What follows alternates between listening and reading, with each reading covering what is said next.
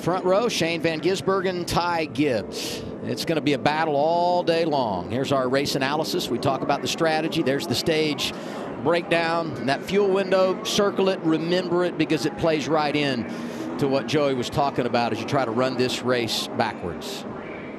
Not actually backwards. You know what I mean, though. Yeah, I know exactly what you mean. No, in reverse. You want to go forward. There's tremendous irony in saying that, because I feel like my life gets turned upside down and is backwards on many occasions. Yep. Keep this in mind, too. Turn 11 looks totally different. We used to get really aggressive there. If you do it today, you might have a bad result. Used to be tire bundles. Now they got a jersey barrier there. It'll leave a mark. Those barriers don't move. I can tell you that. That's right. The wait is over. It's time to go green in wine country. Round 14 of the NASCAR Xfinity Series. Off we go at Sonoma. And you watch them rush up the hill in turn one. It's that big incline we talked about. The cars really load up, and it's really going to stack on these restarts. You see them all stacking into turn two like that. It's a big checkup, especially towards the middle back of the pack. You know, Ty Gibbs knows how important track position is going to be. That's why you can see him already trying, already being aggressive. Not really caring much of the tires, but caring more about trying to have a little bit of clean air. Teammates side by side into the corner for fourth. Jesse Love in the 2. And the 21 is Austin Hill. Both have won this season. Teammates going at it behind him. The 1 is Sam Mayer. The 7 is Justin Allgaier. They too have been to victory lane in 2024. This part of the racetrack, you got to find single file. Look at them all figure it out. It's almost a game of chicken. As you go down into turn 8, you're side by side, and someone's got to give unless it's going to get ugly really quick.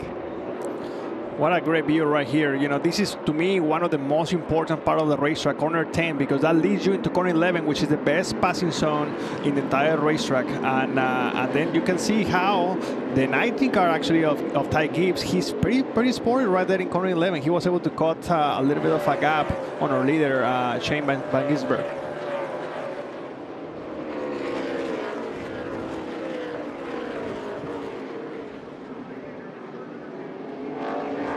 Turn 1 up to the top of the hill. This is turn 2. Talk about the elevation change, the highs and lows of the early portion of a lap at Sonoma. You see some of those cars grabbing the curb there. You know, that's a curb you don't really want to hit, Daniel. I feel like that's one that we used to hit a lot when we had an older asphalt. But now that the track's smoother, I think the setups have changed a little bit as well. That curb, you don't really want it anymore like you used to. I totally agree, Joe. I think you know, before we needed a curb to finish the corner, right, and to make the corner, the apex of the corner, a little bit better. But now the racetrack has so much more grip that it's just an advantage to have all 4 tires on the racetrack. Another part that's really tricky about this racetrack is the vision. It is so hard to see where the corners are. I think that's why a lot hit the curb there in 3A that we were just talking about. But also just coming up over the hill, coming down the hills. Like, it's just hard to see the other side of it. You're going blind for sure. You know, yesterday morning I had an opportunity to walk the racetrack for the very first time with my engineers, and they were amazed on the elevation changes. I mean, obviously it's the first time that they had the opportunity to walk the track, and they couldn't believe how high, you know, we're going up the hill in corner 1 and 2. And those are one of the things that only the race car drivers actually had that perspective. This is another big load-up area right here. They load right into the corner here. Boom, get a bunch of grip, able to turn up the hill. Then it gets light. This is what I'm talking about. You kind of come up over this hill. You can't see much. Really light into a heavy braking zone downhill. Car doesn't like that at all, by the way. And then you're off of here. That's the old asphalt, by the way. When you jump off over that curb, that's the old asphalt. And then you're back onto the new stuff here through turn 7. And it's about to launch off this corner. You know, I believe that Shane right now, he's trying to manage his stuff a little bit, but half a second is not enough room for comfort, Joey. I don't know what you think, but he's definitely, you know, Ty Gibbs is definitely not letting him just go away too comfortable. Yeah, I like watching Shane's in-car camera here. You know, something I've noticed about him, he's just so smooth. He's going so fast, and it doesn't look like he is. You know, like he just makes it look easy. You see other drivers inside the car, and they're hustling cars sideways. They're working the wheel on, and there's Shane just looks like he's on a Sunday cruise.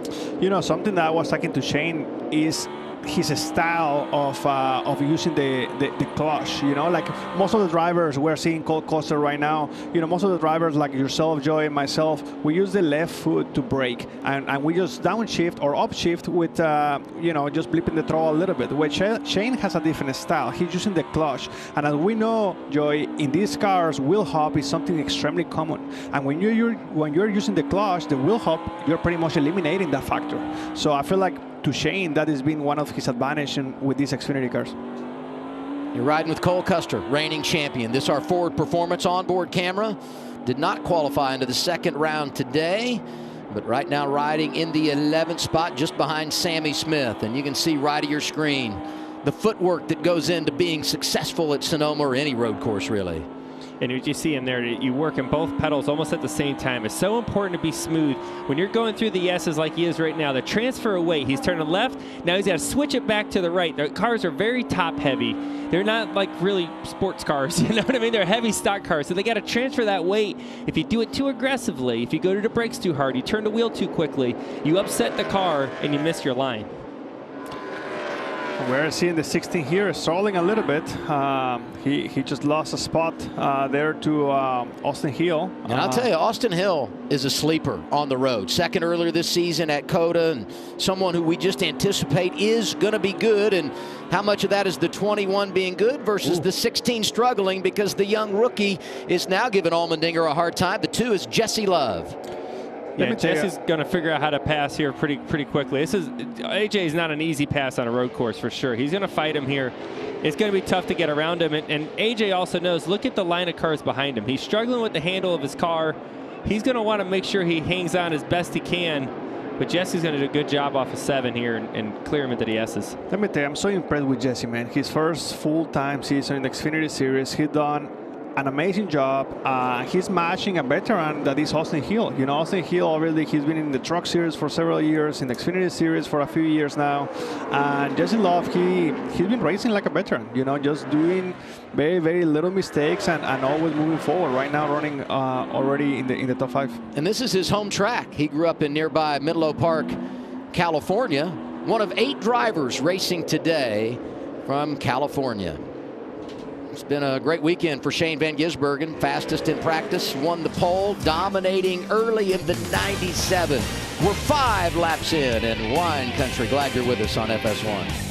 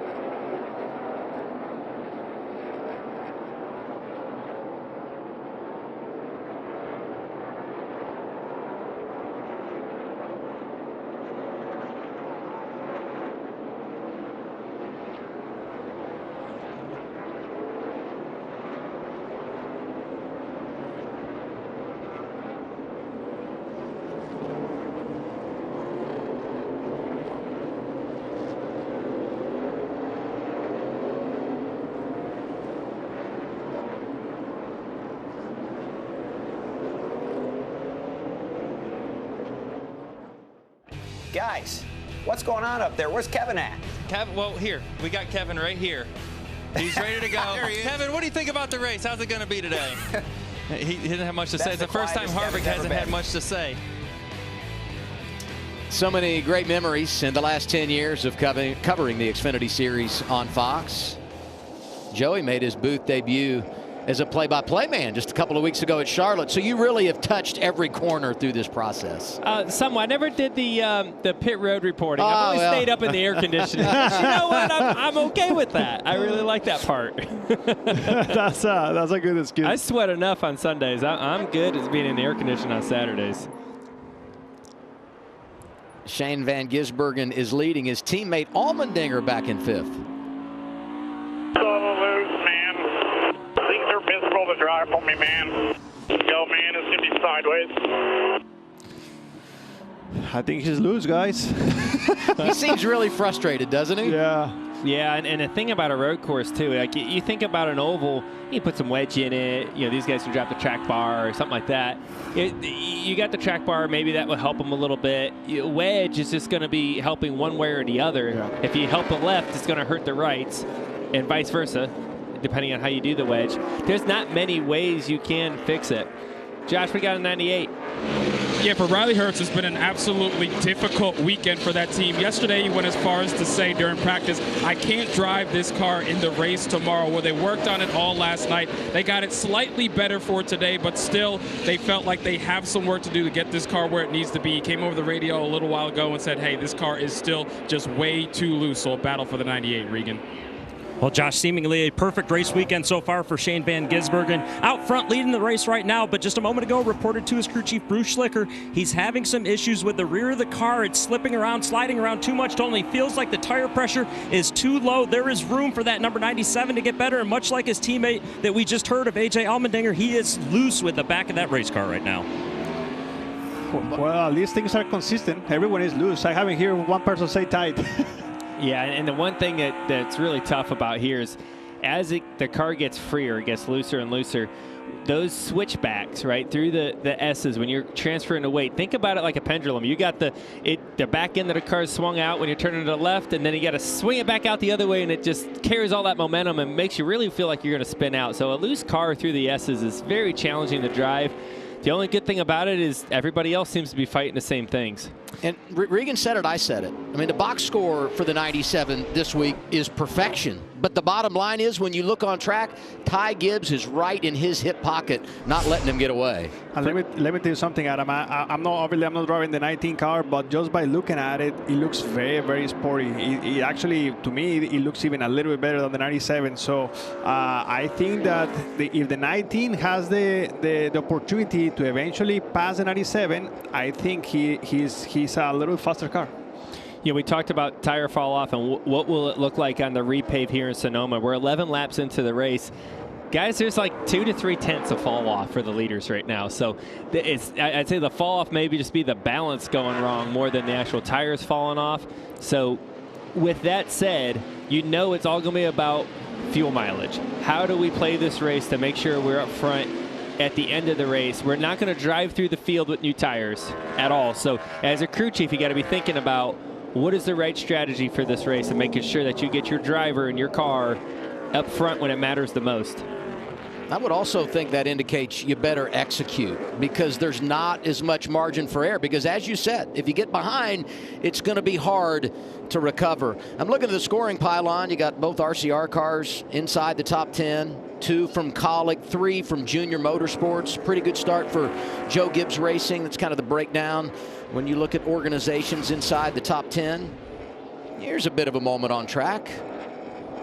Chandler Smith, 81, looking out of line. Little contact, 48, Parker Kligerman. Chain reaction. Cole Custer goes wide. Yeah, Cole got the bad end of that deal, and he's probably looking and saying, why did Parker do that? Well, Parker really wasn't in control there either. He was the one getting sent in there too. So that's what turn 11's about. Heavy braking zones. It's your opportunity to make a pass. And think about it. Everybody's braking as hard as they possibly can in there. So how do you pass somebody? You got to go a little bit outside your comfort zone to do that, to make a speed difference to do that. Most of the time you're a little bit out of control when you do that. Chandler Smith doing it again, diving this time inside of Sammy Smith. You know, that's another Gibbs car. That's another Gibbs car that has good speed. We're seeing already the 19 car, and it looks to me that those Gibbs cars, maybe they're loose, but they're not as loose as some of the other cars. They're definitely long haul cars, it seems like. Sammy Smith seems like he's a little bit on the struggle bus right now. As you know, he's also getting pressure from Cole Custer. And look at the back end of that car loose. Cole able to get a good drive off of turn 2, get squished into the grass. Oh yeah, you can see the back of the car, of that A car, just being a struggle. It's dancing, isn't it? It's dancing, but it's dancing a little bit too much. I bet he's not liking that dancing too much right now. Kligerman looking for more. That's Sheldon Creed in the 18. Creed, a really good road racer. The same for Kligerman. You saw the numbers for the 48, 5th and 8th in the 2 road races this year. He's 10th right now, leading the way. Shane Van Gisbergen. We're halfway through stage 1 in wine country.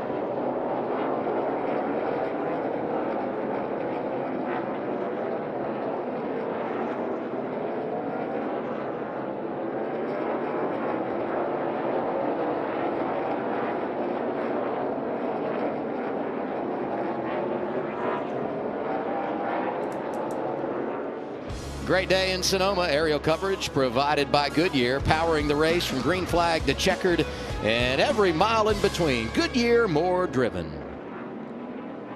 6 to go in our opening stage. And Austin Hill losing a spot to Sam Mayer. Yeah, we heard about Sam Mayer, how confident he is when he comes to these road courses. You know, 3 of his 4 wins last year came on road courses. You see Austin Hill getting into turn 11. That's that wheel hop. Look at the rear tire is locked up.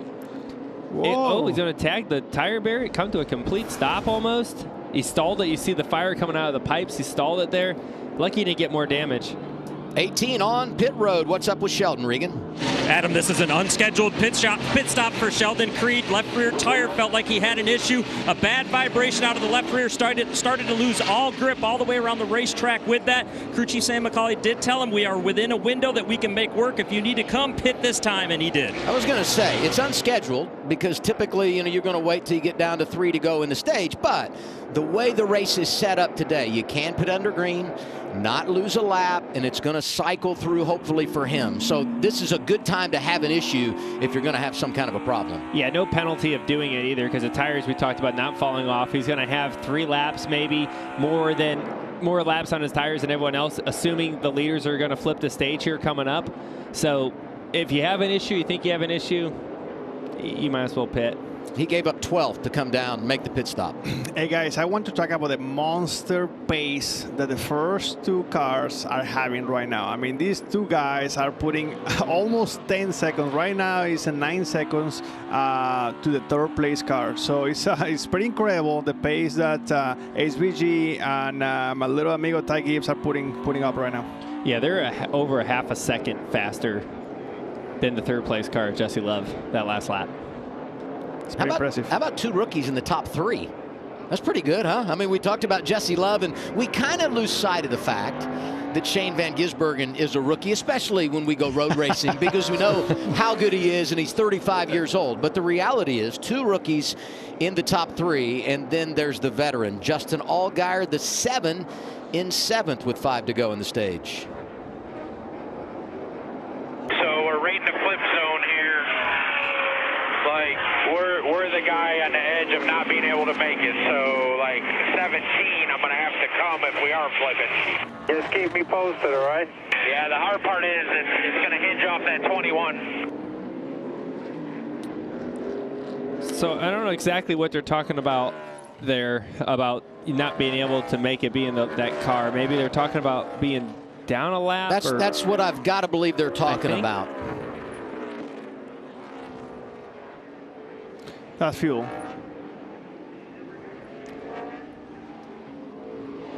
Four to go on the stage. On board with Shane Van Gisbergen, the race leader. This our leaf filter onboard camera. I would say this for everyone involved. In our regard, thank you to Ty Gibbs, because if Ty wasn't as fast as he is, my gosh, Van Gisbergen would be in a different stratosphere. At least Gibbs is hanging with him right now. Well, and what this is going to come down to is execution on pit road, because right now Shane's able to hold the lead, I think, because he has clean air on the car. For Ty Gibbs to be able to hang as close as he has for this many laps tells me that he's probably got the faster car. He just can't quite get there to make the move on him. It's going to be what happens on pit road that's going to determine whether that 19 gets control of this race or not. Let me tell you, so far, these 2 drivers are doing an amazing job. You know, Adam was talking about SVG being a rookie. I think this rookie has way more experience than probably half of the field in the Cup Series, you know, in road courses. He's an amazing road course driver, and he's showing it, you know, in the Cup Series and in the Xfinity Series. My stat sheet says that he's a rookie. Okay, Daniel? I can see. That's my story, and I'm sticking to it. Pit stops, these would be scheduled under green to flip the stage. Saw Sam Mayer in, his teammate, Justin Allgaier making a stop. They have to pit now because pit road will close with 2 laps to go in the stage. I would anticipate both the 97 and the 19, Van Gisbergen and Gibbs, will pull down the pit lane this time. And Ty's just trying to stay as close as he possibly can to make sure that he can be on his back bumper on the pit road. Down turn 10, and Van Gisbergen stays on the racetrack. Wow. Gibbs makes the pit stop. You know, that's a great move. You know, we call it the undercut. What you got, Regan? Well, guys, Shane Van Gisbergen originally was anticipating to pit, I believe, this time by, but a late call from crew chief Bruce Schlicker told him to stay out. We will restart somewhere around 8th if we stay out and take the points here. Josh? Well, for the 19 of Ty Gibbs, he's been putting the pressure on Shane Van Gisbergen. They elected to flip the stage. They came into pit now. Ty Gibbs has been quiet, happy with that car, and they say just keep putting the pressure on SVG.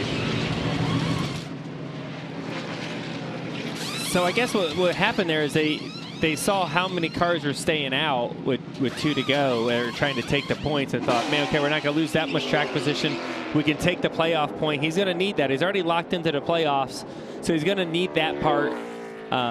It'll be fun to watch him come back through the field if he can come back through the field without getting any damage. That, to me, is the biggest risk for Shane doing this, is it's going to be on the restarts and passing cars. Does he use his car up any doing that? I think we should send a big thank you to his crew chief. That's what I was going to say. Thank you very much, Bruce Schlicker. We should take him for lunch next week because definitely he's going to put on a show for us. You look at the ones that stayed out. There's quite a few. Yeah, right? AJ more than I thought. Both the Colleague cars did that. Austin Hill, Kligerman, Nemechek. Smith even taking 6th place points. On it. I think there it might be worth doing the flip. Now I would say Sammy Smith in 7th. He comes in 20 points above the cut line, so his margin is not great. He's 12th right now on the bubble. That's someone that needs points. Anthony Alfredo, another driver that could use some points. So some of these you really understand the play. And if you're Shane Van Gisbergen, you're going to give me a playoff point, 10 stage points, you take them and move on. Yeah, when you come to these the playoffs, these road courses, you have to define success sometimes in a different way. Is it the finishing position or is it the amount of points you scored? Yeah. Right? And Shane's going to come out of here with, most likely, here if nothing happens on the last lap, with a playoff point and at least 10 regular points right off the bat. So he knows he's going home with a playoff point. It's hard to get those, right? So that piece is important to him for the rest of the season. Now it's going to make his life a lot harder for the rest of this race, though, for sure. Yeah, I mean, honestly, the question to me right now is if he's going to pit once the caution comes out, or he's going to try to stay out and continue to run. We are seeing that the fall-off is just at 1 second right now from his fastest lap to right now the wear-out tires. So it's not a huge, Joey. Last year we were having a few second fall-off here in Sonoma, so it's quite different. I wouldn't be surprised if they consider staying out. Shane Van Gisbergen goes wire to wire in stage 1, gets the stage victory, his first stage win. And by the way, that snaps the Allgaier streak of 6 in a row he had swept the last 3 weeks. Other drivers getting points: Allmendinger, Hill, Kligerman, Nemechek, Chandler Smith up there, Sammy Smith, Alfredo, Retzloff, and Herbst. 97 on a ride in Northern California.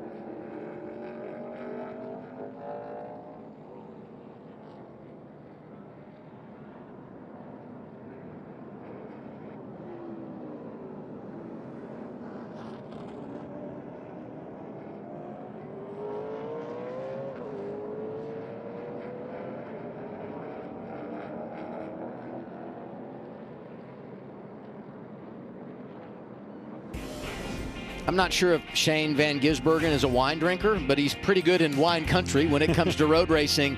And when you look at the numbers he's put up so far this season, nothing short of impressive. The win last week at Portland.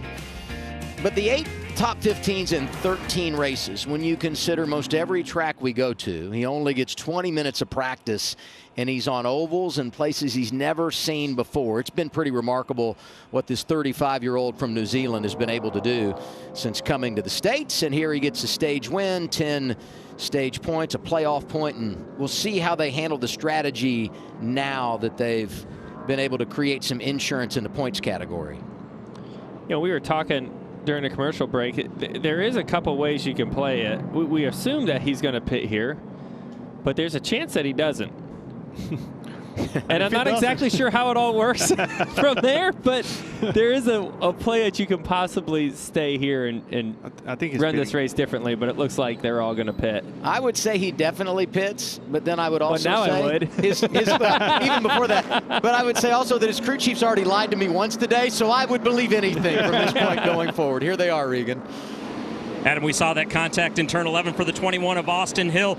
Told the team he wheel hopped all the way into the corner. It is the first time it had done that all day long. Otherwise, the car got tighter and tighter as they ran. It started to lose rear lateral grip off the corners as well. And Shane Van Gisbergen is very good right now. Loves the balance. It took too long to come in. That is the only complaint. He's got bad news for the competitors. Josh? For the 48 of Parker Kligerman, he said the lateral got better as that run went on, but they need to try and get that car more in the track so they make an adjustment to help him out there. And for AJ Allmendinger, he said this car turns good, but we heard the frustration from him earlier. He said he's fighting lateral grip bad, so they'll try and help him out, guys. 7 drivers had made their pit stop under green, so the race off pit road. And the leader going to restart right around the 8th position, and Van Gisbergen holds serve, +1 for Austin Hill. Kligerman gains the spot, the same for Nemechek. Allmendinger goes 4 in the wrong direction. Let's talk to driver 97. Let's dial him up. Shane, it's Logano up in the Fox booth again. You got us? Yep, got you, man. Well, you're looking pretty good. It looks like Ty Gibbs can kind of pace you, though, and you guys are running pretty well. Now, you got a little different strategy than Ty, where he pitted and now you took the points. How do you feel about getting back up there through the field? Yeah, obviously he's purely here for the race win, so he's going to do that. But my car feels really good. He was obviously very strong to be able to stay that close to me all the stints. So this one's going to be interesting, sitting in the traffic, see if we can work our way through. But yeah, where the Tech Chevy still feels pretty good. Long way to go. All right, man. Well, we're kind of excited you did a different strategy. It keeps it interesting for us, so it should be fun. Yeah, look forward to it. Cheers. Get your popcorn ready. I'm here for the show. Van Gisbergen is going to restart back portion of the top 10. It's going to be a fun watch, and we'll get stage 2 rolling when we return to Sonoma.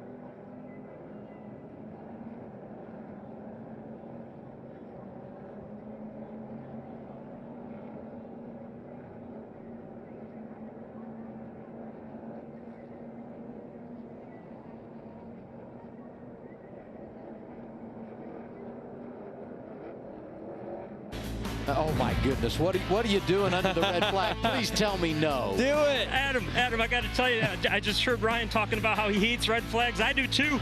I saw the bush light zone over here, and I never pass up a good time. I was on my way back from the care center. Hold on, I'll be right there. Give me 2 seconds. Hold on. Actually, I hope he gets stuck in there. It's better than running down the front stretch. There he is.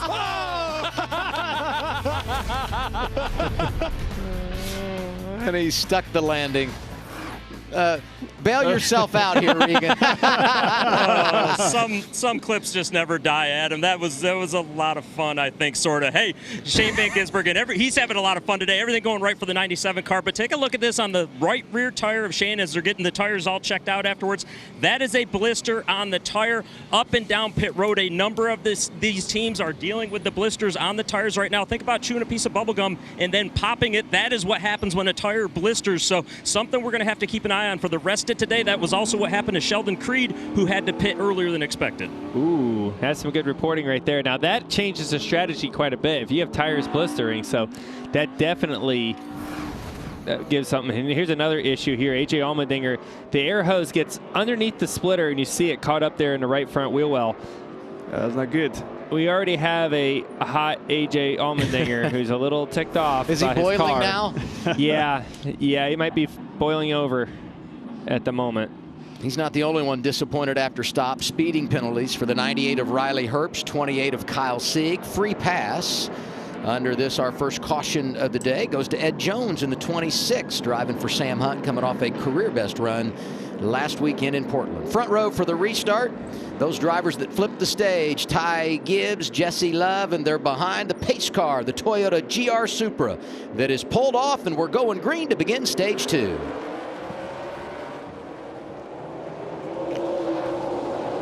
Here we go, boys. Let's see what really tires matter. You know, the difference between the first 6-7 guys is only a couple laps on tires. So we're gonna really see what the 97 has towards those guys with a little bit a disadvantage on tires. But I think this is where Shane's going to show his expertise, right? It's one thing to go fast. It's another thing to pass cars. And where I think he's going to pass a lot of cars is into these braking zones. We talked about the way he heel toes and he brakes. He gives it, look at him. He just fires her down in there. He's able to at least get maybe one position out of that. He's going to get Justin Allgaier down into the S's. Muscle up, drive to the front. Shane Van Gisbergen restarted 8th. We're half a lap into the restart, and he's inside the top 5 and looking for more. So All much. out the windshield right here, 3 back. So much of road course racing to me is reputation, right? When you think of Shane Van Gisbergen in your mirror and he's right behind you going into turn 11, you know he's going to try to outbrake you, and you just know it's going to happen, and you're probably not going to keep him behind you for long. And it actually makes, I think, some of the passes easier for those guys. Sheldon Creed had that problem, made the unscheduled pit stop, but it all cycles through, and he's in the top 5, and for now stays in front of Shane Van Gisbergen. We're on board here. This is the Toyota onboard camera, riding with the 18. You know, something else that Shane does an amazing job is that he knows that he has a little bit of time. You know, like he doesn't have to push the issue right now. He doesn't have to make enemies. He's very early in the race. You know, we're not even halfway into a race yet. So he's pushing the limit, but not too hard. That's Leland Honeyman Jr., excuse me, Daniel, off track. No caution, no harm, no foul. He was 29th when he left the pavement. I mean, you say he doesn't have to go, but we know the pace of Ty Gibbs. You give him that clean air for long, he's not going to be able to reel him back in by the end of the stage, by no means. So he needs to be able to do that. Here's another look at the 42 down into turn 1. Gets a little bit high into the. It track's dirty up there still. It's not cleaned up from the repave. You get a little bit too high and you whoa up the hill. Whoa. You know, that's the thing about this racetrack right now. That the racetrack is super fast, but as soon as you get out of the racing line, you are in the, like Joy said, the whoa. That's not good. That's not good. You don't want to be there. You know who I'm impressed with is Jesse Love. Restart 2nd. Right up there with Ty Gibbs, and also hanging in Sam Mayer in the 1 in 3rd right now. Van Gisbergen, as you saw, was able to get by Creed. He's now 4th after restarting 8th. We're 7 laps into stage 2.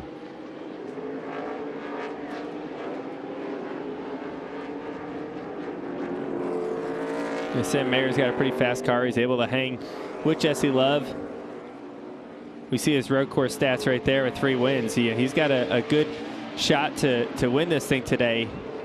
You know, he's in position to do it right now. So, yeah, he's going to want to get a little bit more track position when he can here, try to get himself into the top 2.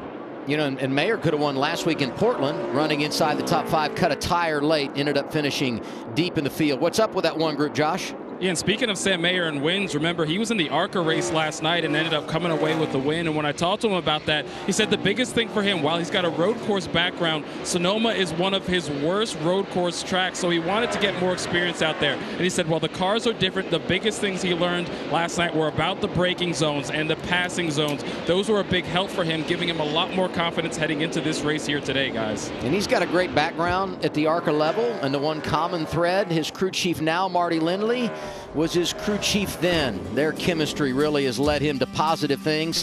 He went to the championship 4 a season ago. We're underway. Stage 2 at Sonoma. Ty Gibbs in charge.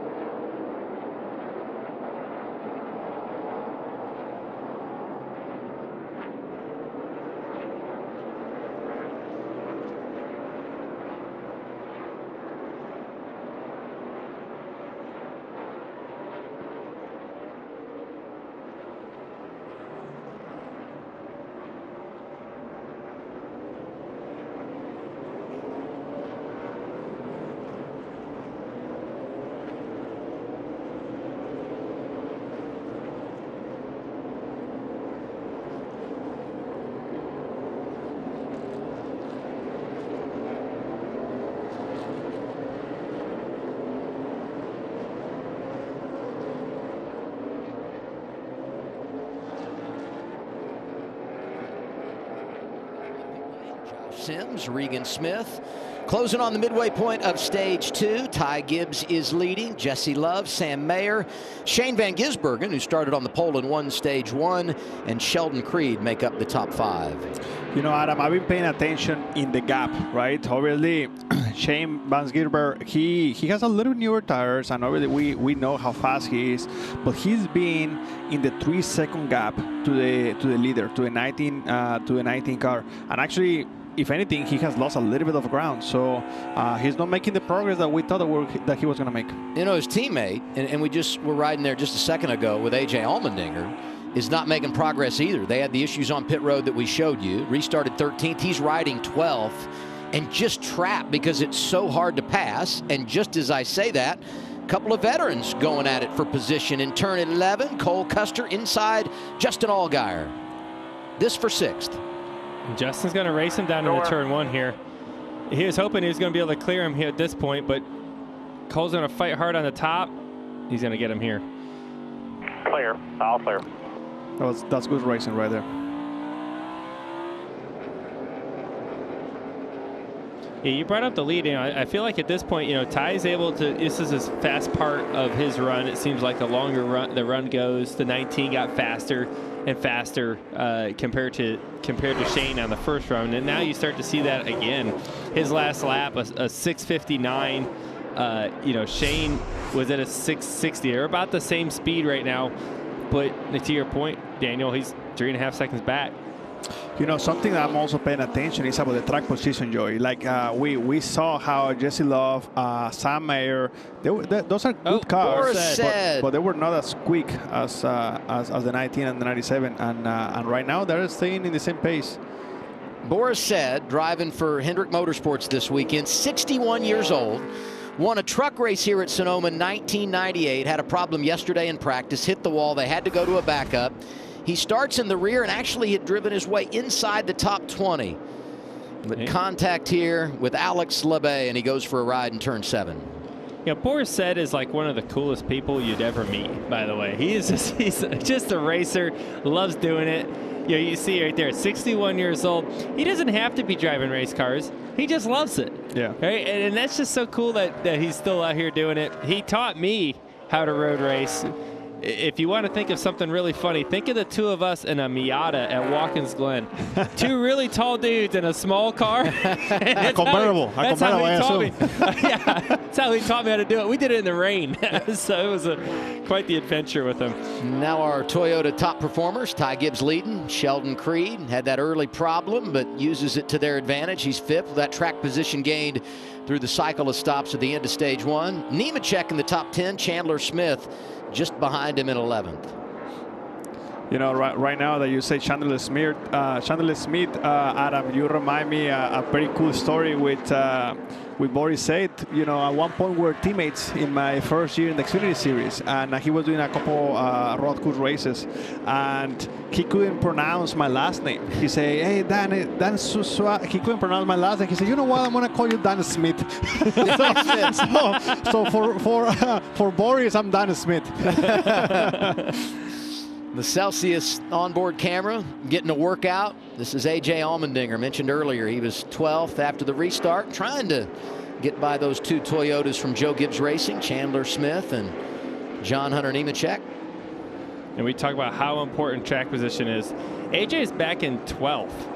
I know he didn't say his car was real good, but he was still in the top 5 or 6 before the last caution. Now he lost some track position because of the bad pit stop, also because of the strategy itself, and he's gone nowhere. He's just stuck where he's at. You can tell he's got more speed than maybe the 20 in front of him, but I said keeping pace is one thing. Passing him on a road course is tough, and you got to be fast in the right parts of the racetrack, right? You see right here, he's so far back through the S's, he's loose. He's going to lose a lot of speed through the S's. Well, by the time he gets to the places where he's good, right, breaking into 11, it seems like rolling through the center of 11, he's too far back. He's too far back here. He can't do anything about it. He can't make the pass. AJ's finished top 10 in 18 consecutive road course races in the Xfinity Series. Now, I will say this grouping, there's a lot to gain if you can get on a run here, because really from Kligerman in 9th on back to AJ, things are really tight. There's the 32 of Austin Green. This is only his 3rd career start, driving a 3rd car for Jordan Anderson Racing. If you go back to Circuit of the Americas, he made his debut, finished top 10. He was top 15 last week in Portland. Looks pretty good here today. He's the son of NASCAR Xfinity Series champion and now NASCAR official David Green. His uncle Jeff also won an Xfinity title. Great to see him doing positive things here in Sonoma. Right now, he's 13th. Leading the way, Ty Gibbs, Love, Mayer, Van Gisbergen, Creed, the top 5. We're halfway home in stage 2 here at Sonoma.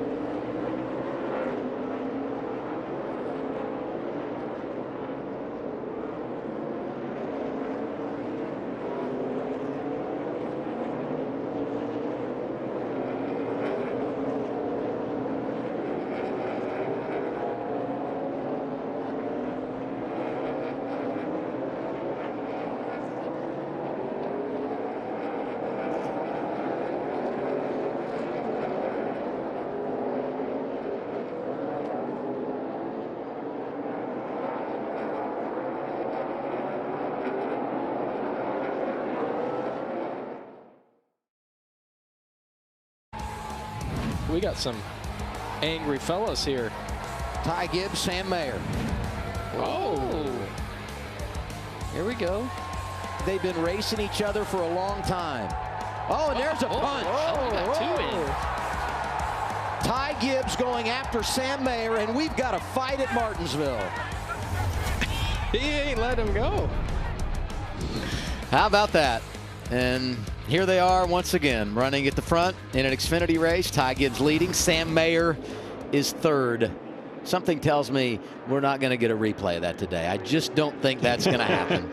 You never know with these races, man. It could happen. I tell you, the battle heated up here from second through fourth again.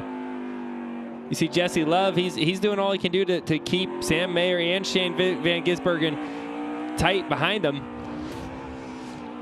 It's just at what point does somebody try to make the move, right? The pressure is on Sam now. He's got to go. If he doesn't make the pass, he's going to get passed. And all of this is happening 3 seconds behind our race leader, Ty Gibbs. There goes Van Gisbergen trying to get there. Can't make it happen this time, Regan. Adam, gotta love what we're seeing yet again out of Jesse Love this week, continuing to do things that we don't always see rookies do. Right now, Danny Stockman on the radio continuously with him, updating him, telling him exactly where he's good, where he needs to pick up a little bit of pace. As for the car right now, just a little bit of trouble through the left-handers right now. A little bit tight, but good through the right-handers. A lot more right-handers on this course than lefts. He's a rookie. He's 19, but his balance of confidence and swagger has hit the sweet spot. Talking about Jesse Love, the results showing it. 3 poles this year, 4 stage victories, and of course that first career win overall coming at Talladega Superspeedway a couple of months ago. He's doing an amazing job. I mean, honestly, everyone in the top 5. You know, Sheldon Creed. I mean, 15 minutes ago he was going backwards. You know, he was having issues with tires, blisterings, and stuff like that. Right now, he's solid in the top 5. He doesn't have a big threat behind, and he has actually pretty decent clean area ahead of him because the 97 is a few seconds ahead. So he's doing a good job staying in the top 5 as well. You know, something about that blistering in the tires, it's going to be a little longer run here, so that can affect it as well. But typically when we see a lot of tire wear, we think, oh, the track will rubber in and it'll get better. That's not tire wear. Blistering is a different thing. So I don't assume that's going to get much better throughout the race. They're going to have to fight that the rest of the day. Yeah, I agree. I mean, I think that's coming for temperature, right? There is a lot of grip on this racetrack, and with grip comes speed. With speed comes temperature. So those tires are overheating, and that's the reason of those blisters. Ty Gibbs won the championship in the Xfinity Series 2022. Burst on the scene a year earlier when he made his first career start on the road course at Daytona and won. And he's a tremendous road racer. You saw all the laps led in his career. 4 of his 12 career victories have come on the road. Here's the best road racer all time, A.J. Allmendinger. Now pitting this lap, get ready. I mean, well, I don't know, man. It's just sideways everywhere. I mean, I would guess yes, but I don't know. It's overcharging corners, spinning rear wheels, you know. That's like, you know, he's overcharging. Well, he's trying to find speed anywhere he can. You know, it's a typical, team. They're looking at SMT and they're like, oh, he's spinning the rear wheels, well, because he's loose, you know, and he's also pissed off. That's another part right now too. You know something about SMT in these races, it's so difficult to see it because there is so many movement on the steering wheel that it's so difficult to track. We talk about frustration. Another guy that's probably frustrated, the 7 of Justin Allgaier. He was 7th. He's drifted back to 11th. Race for 3rd. Van Gisbergen inside of Mayer in 11. Can he get there? Drag race up to 1. Mayer is not giving up on it. Mayer holds him off. And Sam knows that. There's only 6 to go in the stage. I mean, you might as well fight this as long as you possibly can. He showed that he has the speed to be able to do that, right? Shane might be a little bit faster, but not way faster. So they're going to keep fighting it out. If you're going to play the strategy game, pit before the end of the stage, you'll be doing it soon. We'll have it for you next. Ty Gibbs leading at Sonoma.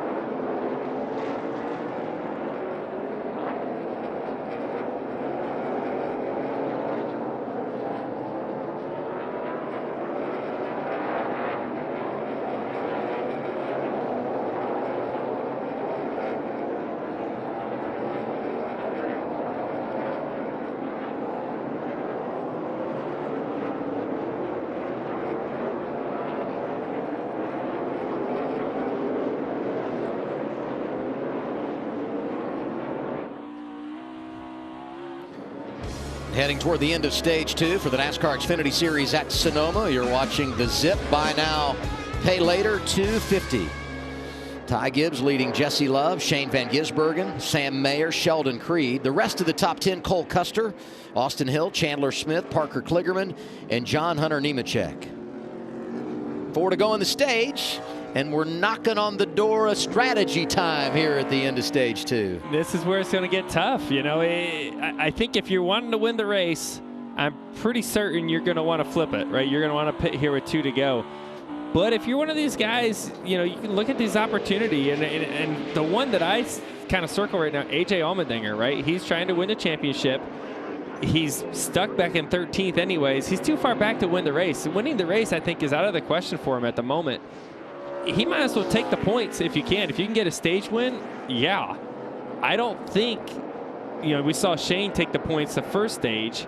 I don't think the 97 does it twice because he's can't get back to the lead right now. He has to maintain the track position he's got. I totally agree. I mean, at this point, he's just better just to secure an extra bonus point and the 10 points of winning the stage than to fight for a top 10, right? 2 drivers inside the top 10 making pit stops. Saw Austin Hill pull off. Sam Mayer had already done the same. Scheduled green flag stops as we head toward the end of stage 2. Josh? And for Sam Mayer in the one, the early reports from that car were loose on lateral, needed more drive off. They made adjustments at the end of stage 1, got it better. But he said, I need just a little bit more to get this car where I need it to be, Regan. Last time by, the team asked Austin Hill to update what the car was doing. He told them rear lateral grip was becoming a major issue in turn 7. They told him pit this time. It was a relatively late call, but a good plan ahead of time. One of the big questions here as you pit with 37 to go, can you go the distance on fuel? You know, you're going to get caution laps here at the end of the stage, but how do you manage it the rest of the way? And can you get home from here? AJ Allmendinger making a pit stop under green. Again, these are scheduled, trying to flip the script at the end of stage 2. Ty Gibbs stays out. He's the race leader. Shane Van Gisbergen had made his way to 3rd, and he's now trying to track down Jesse Love. He stays on track here. So I think you saw it right, Joey. I thought he was going to come. I thought he would. I thought so too. And the only thing I can think here too is that, you know, that maybe it's the fuel window, right? This is a long ways to go. We think their fuel window's 34 laps ish, give or take 1 or 2. Those guys that just pitted have got to go 37. So maybe they're looking at it and saying, hey, we got to bank on cautions to make it. That is the alternative to this, and if there's a green-white checker, you know you're definitely not going to make it. So this secures your fuel by doing it this way. The other thing I would say on that, Joey, is that so many teams told me, even though they got 50 minutes of practice yesterday, they never got a real good read on their fuel mileage, and it was going to be after that first stop today when they really had a confident feel for where they were in that regard on how far they could go. And the other thing I would say, this race has a green flag feel. I mean, right now you would say we're not going to get the caution laps you need in the final stage to go the distance if you're tight on fuel. What we're going to see is a big, heavy braking into turn 11. Where you see Jesse does a good job off of turn 10, right? The corner right into this before this. Oh, but he smokes it into the corner a little bit too high into the corner. Jesse's going to get a good run off the high side of turn 11. Is it going to be enough to clear him there, Daniel? I think he's going to. Wow, shot out of a cannon into turn 1. There goes Shane Van Gisbergen to 2nd. I think he let him go, Adam. Is that it? Yeah. But the excitement, I give you an A+ for the excitement. I got to tell you, it was impressive to me. And I don't know why you let him go into 1. That's what I was just thinking. I was like, why did he do that? I would think Jesse Love's a nice guy, but I wouldn't have let him go there. Here's 97 radio. Yes, should be the next time by. So damn, you had me second guessing it for a minute. It's close to pit, Frank. It's closed this time. It's closed this time, Bruce. The pits are closed. Pits are closed. It's 2 to go. Well, then I guess the 19 missed it too. What? There was some confusion there, it sounds like, on the strategy play. Final lap, stage 2. So Ty Gibbs is going to lead this one wire to wire after flipping stage 1. That's interesting. That's very interesting. Do you guys think that the 19 meant to do that? Oh, from the sound of it, it sounds like maybe not. But you know, guys, you guys now we have to take all these guys to lunch next week because they're going to put a heck of a show for all of us. And only 4 guys pitted, so there's not a lot to be lost by staying out taking the points. Ty Gibbs wins stage 2. Van Gisbergen, who had that electric move on Jesse Love to get second, comes home in the runner-up spot. Love is third. Creed, Custer complete the top 5. What can you tell us, Regan? Well, Adam, the plan was definitely to pit for the 97 car. The guys were on the wall. They were getting ready for him to come down pit road. I believe what he was doing was following the 19, anticipating the 19 was going to pit, but I don't believe the 19 ever had intentions to pit before the stage was over right there. How about this pit box camera? You see Regan hanging out down there doing his report? That was great. Well, like we said, only 4 guys did the stop, so this is not going to be a huge detriment when it comes to restarting for the final stage. Ty Gibbs in charge right now.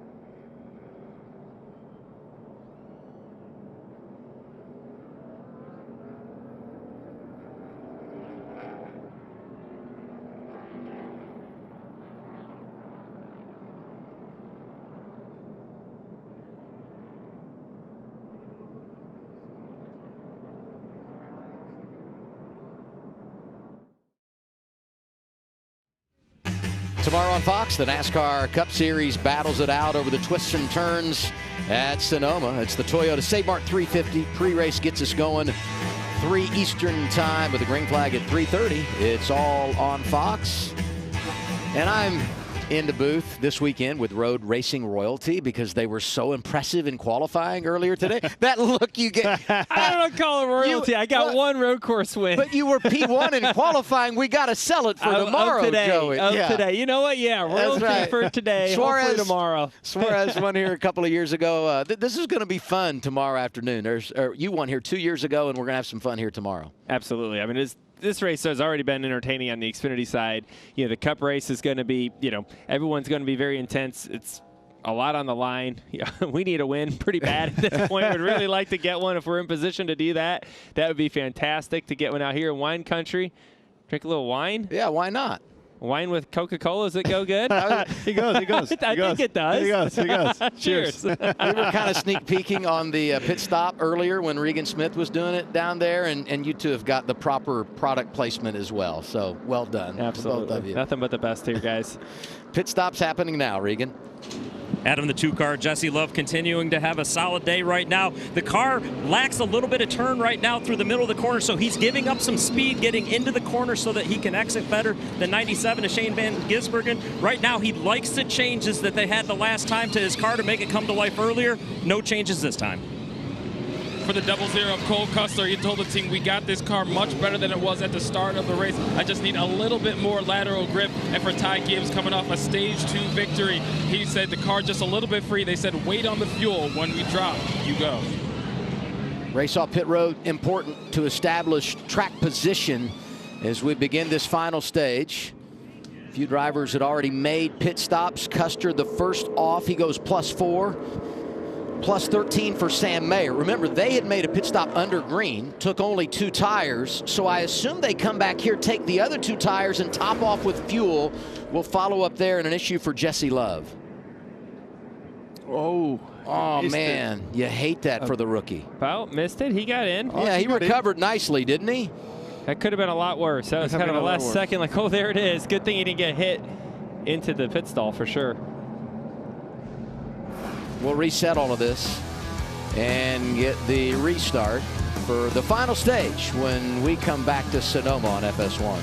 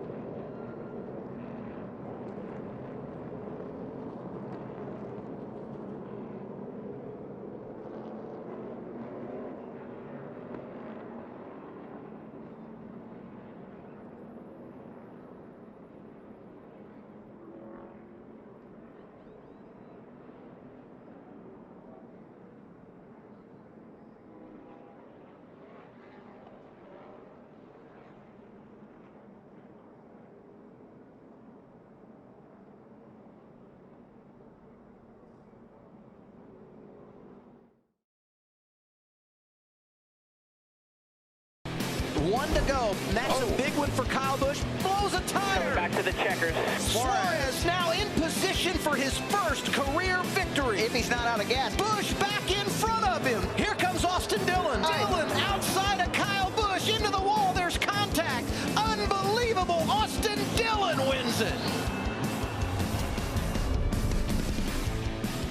Man, did I get excited that day or what? That was that wasn't a great day for me. I was know. looking forward for my first win, and I ran out of fuel. I was fired up for you, and it didn't work out. Man. We've had so many fun moments in the last 10 years covering the Xfinity Series, wrapping it today in Sonoma. There's the stage point breakdown. And let's go back to pit stops. We were talking about Sam Mayer and them going plus 13. 19 of Ty Gibbs went in the wrong direction. Tough stop for this group. You see him just struggling with the left rear, having a hard time taking it off, but just as much of a hard time trying to put it on, just missing lug nuts, waiting on fuel, just sloppy. The entire stop was just very messy. I mean, they were supposed to wait for fuel, but then they were full because of the mistakes, and they still wait for fuel. Like, it was just too messy. So they have the issue on pit road. He goes from winning the stage to restarting outside the top 10. There's a cutie in the crowd. Some other penalties that we need to pay off here. Speeding for John Hunter Nemechek, Jeremy Clements. Pitting outside the box for the 98 of Riley Herbst. They were penalized again.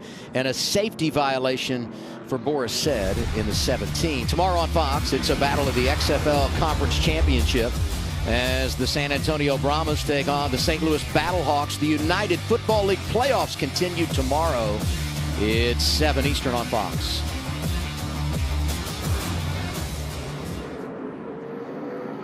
Drivers that flip the stage and have track position as we go green here for the final stage. Austin Hill on the front row with Austin Green right behind him. A.J. Allmendinger, Cole Custer. Now, something to be said about these guys that flip the stage, it's going to be close on gas. I'm not sure they can make it. I think they're banking on having a caution to hopefully save some more gas. Or maybe they think they can do it throughout the run. It'll be interesting to see how they play the strategy from here. Shane Van Gisbergen gonna restart here in row 3. 30 laps to go here at Sonoma.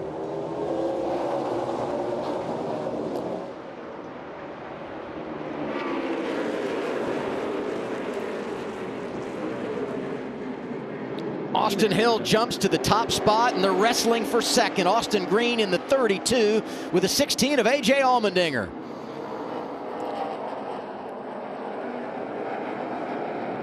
Oh, we got spinners in the back. First time we've seen something like that today. Oh, my goodness. The 19, man. That's going to bring a caution. And there is our first yellow for an incident today. Big damage for Brandon Jones, and Ty Gibbs, who lost all of that position on the pit lane, has heavy damage. His teammate Chandler Smith also got a piece. Well, a lot of big hitters on this. And Ty Gibbs is going to look back and say, dang it, we lost all our track position because one of the interesting strategy, but also all the spots they lost on the bad pit stop gets caught up in a wreck. Saw the damage for Kyle Weatherman in the 91. Josh Williams. Williams had finished top 10 in back-to-back races. Let's see what happened here. This happens towards the middle of this pack here. You see Chandler Smith get in the left rear, gets kind of hooked there with Jeb Burton and gets him turned to the left when he wanted to turn to the right. And just, look at me, everyone stopped.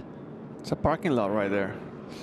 The 19 was doing some donuts. The 19 is really, having a fit there. Look at Boris Said. I mean, just hanging in the back after the penalty. He said, I'll take all these positions. Riley Herbst, Nemechek. Man. Contact there as he's just trying to drive by tore up cars. He's just watching all those penalty cars that were behind the mess and here it is. Look through. At the 81. It's kind of out of our screen here where it starts. Yeah, he just turned him around. I mean, and at this point, it's just like everybody's just. At this point, you got to stop. Everyone stopped. Yeah, it's a parking lot right there. Not just that, but it's a parking lot in a corner that is kind of blind. You know, you cannot see much other than dust. Right. Josh Balicki in the middle of all that. Here's another angle you can see. Look at the 81 right here. Yeah, right there. He gets hooked in the left rear by the 27, right? Yeah. Yeah, with Jeb Burton, and then it's just racing. Everyone's tight there, right? Yeah. But that's what gets him pointed in the wrong direction, and everything just happens from there. How about Jesse Love able to drive through in the 2 car down on the inside before everybody else got connected? You know, very unfortunate for Chandler Smith with the 81 because he slowed down. He was trying to wait for the whole, action to happen, and then he was going, and his teammate was doing donuts, and then he hit him. Saw Brandon Jones done for the day, walking to the ambulance. Same for Josh Williams. Jones was a runner-up 2 weeks ago at Charlotte, but for a second consecutive week has crashed on a road course. The 50 is Preston Pardus. 31 for Parker Retzloff looks okay there. 26 is Ed Jones coming off his career best run last Saturday in Portland. Third caution of the day happens on the restart to begin our final stage. Austin Hill is your race leader.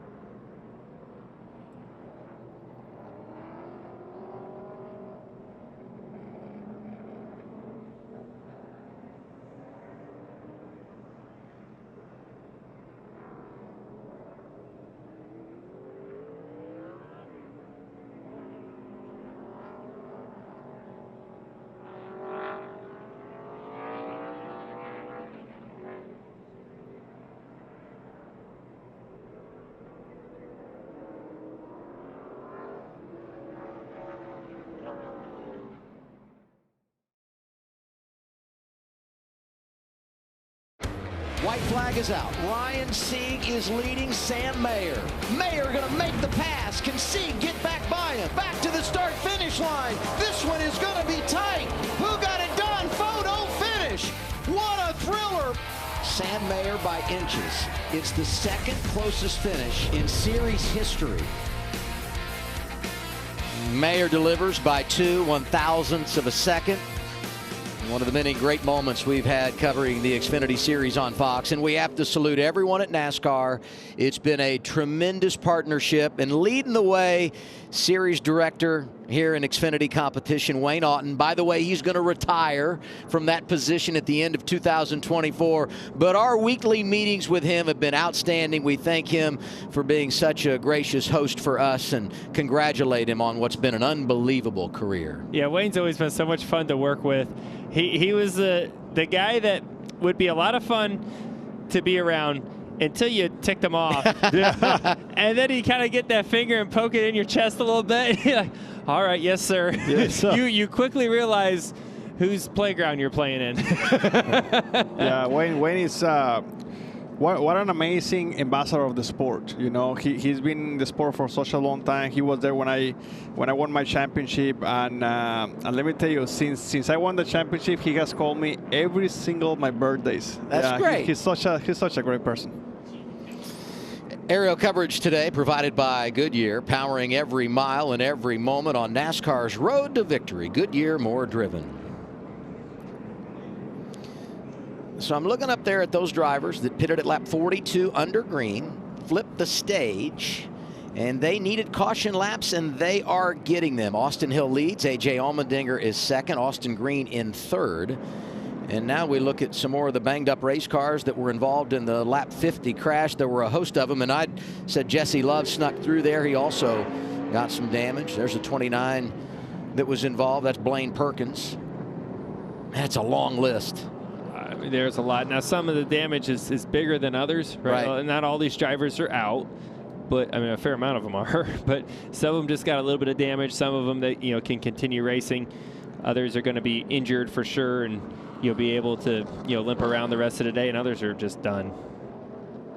So somebody must have leaked a lot of oil through the S's of the racetrack, because definitely the wreck wasn't in the S's, and now we have a pretty dirty racetrack up there in the S's. Under caution, Allgaier scored 9th. Like, here's the part that's really frustrating about that restart. I'm literally on the tail of the 97 getting into turn 2, and yet somehow or another he's what, P3 right now? And I'm P9. Like, just blows my mind how something like that happens. You know what I'm saying? Like, I don't know, it's just so frustrating. Yep. Been there. Yeah. Let's see how that happened. You see right there, Shane, third row and fourth row. Shane's in the third row outside, and the 7 right behind him with Justin Allgaier. At one point, Shane did a great move on the 0-0 to pass him. I think he made 3 wide right before corner 3. Yeah, right there, he helped him up a little bit. That was the difference. Yep, so there's one row. Justin gets in the grass a little bit there.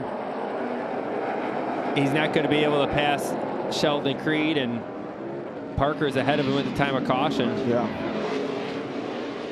It's all it takes right now. If that runs out of turn 7, maybe he's up 2 spots from there, but sometimes the timing of a caution just doesn't play into your hand the way you'd like it to. Yeah, totally. It's going to be a long cleanup, so we'll step aside. Going to be right around 25 laps to go when we return to the green flag. Hill, Allmendinger, Green, Van Gisbergen, Mayer, the top 5.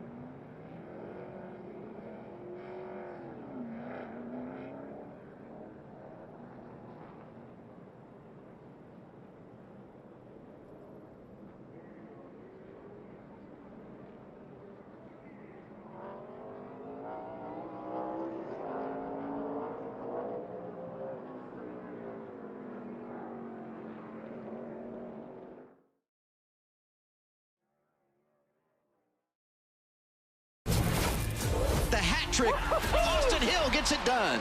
16 out of fuel, 48 out of fuel. A bunch of them out of gas. Can Austin Hill make it? Gonna do it again. Wow. Unbelievable. Third career victory. Nemechek cashes in at Vegas. Hell yes, boys. What a change of events. Larson from the back. It's a Richmond runaway for Chandler Smith. Deserving win for Eric. And this is what it's all about. This one is going to be tight. Photo finish. There outside. Jesse Love, the rookie. First career win comes at Talladega. What a track to have a dominant race car. Attaboy. I knew we'd get one. Justin Allgaier wins at Darlington. What a day. Eddie, thank you. The much-deserved win. Obviously a fast car. He's upset. I'm going to give him a thumbs up. That's a different finger. Have to chase or sticking with it all day. Win number 1 for Shane Van Gisbergen. That is incredible. Look at that. Crazy. We're celebrating all these wins, drivers that are now locked into the playoffs. But the points leader halfway through the season is the man that won the title a year ago, Mr. Consistency, Cole Custer. He is 6th today. Let's go down to Regan. Well, I had him a tough couple of weeks for Brandon Jones, unfortunately, out of the race, out of the care center. We know you're checked out and fine. What is it like when you're caught in the middle of a wreck like that? You can't really see what's happening and the field stops in front of you. Yeah, the worst part about it too, right? You're in gear and you're getting pushed from behind, and a lot of stuff's going on there. So, yeah, just a product of nothing we could really do, I think, again. Kind of caught up in 2 things there past 2 weeks that hurt pretty bad, especially with how hard we've been preparing for these road courses and how much time we're putting in to try to get better at this, and to come up short and have no result to show for it. Hurts a little bit there, but always a big thanks to Menards. Gentleman was on our hood today, so wish we could have got a better finish for him, a little bit better points today as well. But no, we just got to go on, and Iowa's coming up, really a good racetrack for us, so looking forward to getting back to some ovals where we can go try to win. Thanks, Brandon. Brandon Jones came in today 23 points below the cut line, 14th. So no doubt some work to do throughout the summer if he's going to be able to run for the championship in the fall. What do you say we dial up AJ Allmendinger? He's had an eventful day. I'm for it. He's in a better mood now than he was earlier. Yeah, we would have do this earlier, but let's try it now. AJ Allmendinger, Joey Logano up here in the Fox booth. You got us? Yeah, I got you, man. Well, it seems like you've had quite the eventful day, but somehow you guys have figured out how to get some track position. I'm assuming you needed some cautions to get to the end here. Can you make it on fuel? Yeah, I think it's going to be close. I think we can make it on field. Green and white checkers might be a little bit different of a story. Just try to make the best of the day. I don't think we got enough speed to win the race, but do everything we can to get the Celsius Chevy the best finish possible.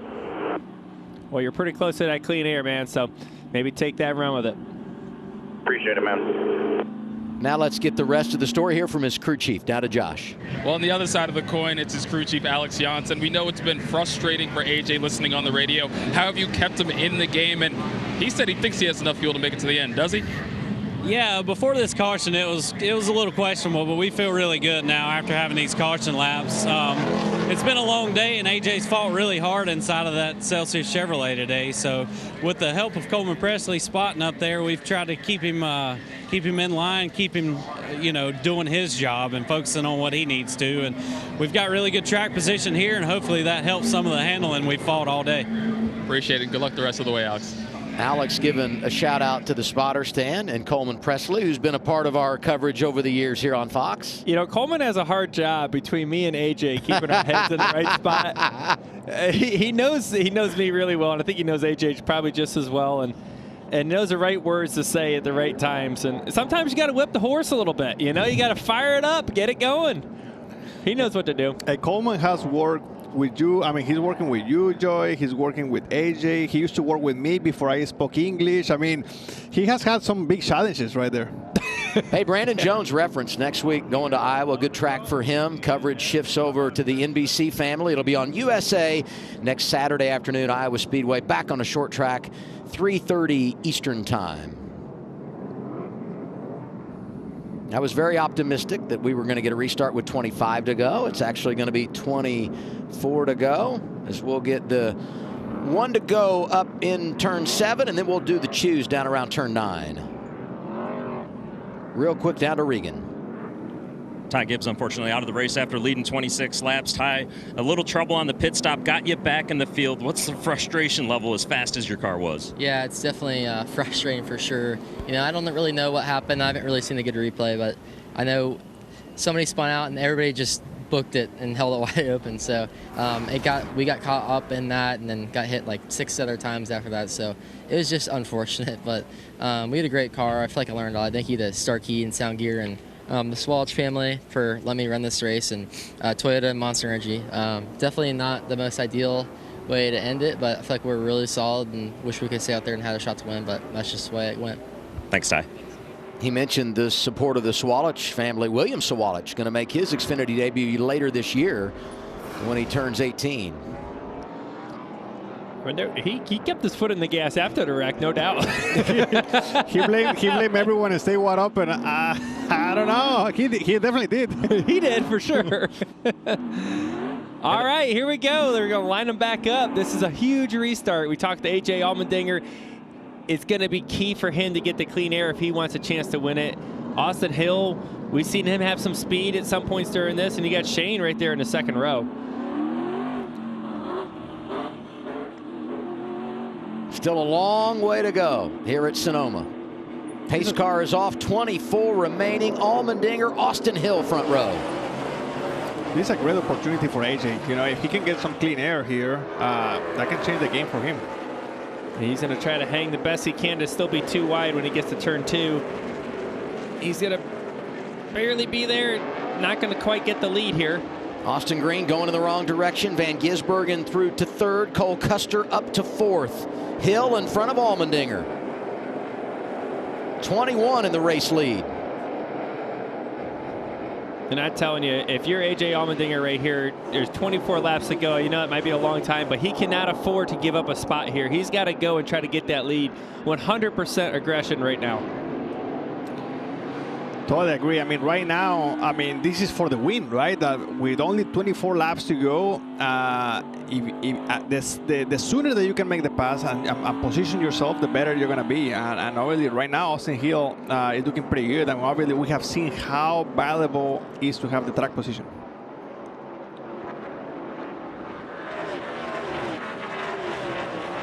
Mentioned Austin Green lost a few spots on the restart. He's settled in to 5th. Here we go for 2nd. Shane Van Gisbergen inside of his teammate A.J. Allmendinger.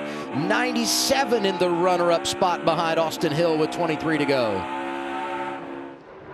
And Shane, the same thing. He realizes I can't waste time here. I'm going to lose touch of Austin Hill. I got to make the pass as quick as he can. Now, he did use some muscle, and you can see there AJ is pretty frustrated about that. He tried to get back to his back bumper again. Yeah, he tried. He definitely muscled him through turn 11 for sure. And lost in it all, the 0 of Cole Custer. And you see Shane before that making the pass, but you see the 0 also going around. But something that Shane Van Gisbergen does all the time that I've noticed is, I've tried studying him because he's so good at this. Late moves. Look at him go down into the corner here. It's a late move into the corner in the braking zone, which unfortunately I think the same thing happened to Cole Custer. He was running 4th when he got the bumper, and just nothing you can do when all that traffic's built up. Now Chandler Smith going the wrong direction. Already a lot of damage from a previous wreck. Yeah, he was the one that got hammered really good on the backside of that caution moments ago. Real tight for the race lead. Austin Hill's in trouble. You see he's driving it really hard. He's got that instant tire locked up. But the amount of time that Shane gained in the one lap there was pretty big. What's the balance here of patience versus aggression for Van Gisbergen? Because you know you have a fast car, you got a long way to go, it's a long run on these tires, you want that track position, but man, you don't want to do something that's going to take you out of contention. How do you balance all of that? Yeah, I mean, right now he's sitting in a pretty nice spot. You know, he really wanted to get to 2nd place to be able to do not lose sight of the lead, right? That's why he made that aggressive move on his teammate AJ Allmendinger. But right now, I think that he can take a little bit more time because he knows that he's faster. With that being said, he shouldn't take too long because then who knows, you know, how his car is going to react in the long run. It can be better, it can be worse. So the sooner that he can get it done, the better it's going to be. Biggest mover since the restart. Sponsored by Credit One. Saw John Hunter Nemechek +8. Pretty good effort by Parker Retzlaff as well. I mean, the 16 looks sideways. Yeah, every you see time the back end of that car is sliding. it's sideways everywhere. You see how close these guys get to that concrete barrier, man. You touch that barrier, it's going to be ugly. That's it. Luckily, no one has hit it yet that we've seen. 21 to go. Mentioned Allmendinger back there in third. He's finished top 10 in 18 consecutive road course starts. And in fifth right now, Parker Kligerman. He's been top 10 8 in a row on the road.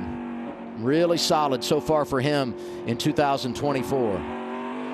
Let me tell you, I want to give a lot of credit to Austin Hill because in the first stage, he was pretty much parked in corner 11, side of the tires. And this is not the first time that he's been on this situation, you know, with pressure with the fastest car from behind. In Cota, he was in the same situation, and he was able to handle the pressure very well and almost got himself a win.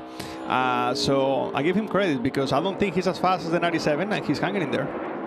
Got to give credit to Shelton Creed and that 18 team as well, because they had that unscheduled pit stop early, but they made it work with the strategy, just flipping stage 1. That established some track position, and here he is in the 7th position. As we go back to the lead, Van Gisbergen is there off of turn 11. Going to be 20 laps to go as we cross the start-finish line. Hill, Van Gisbergen, Allmendinger, Mayer, Kligerman, your top 5 in wine country.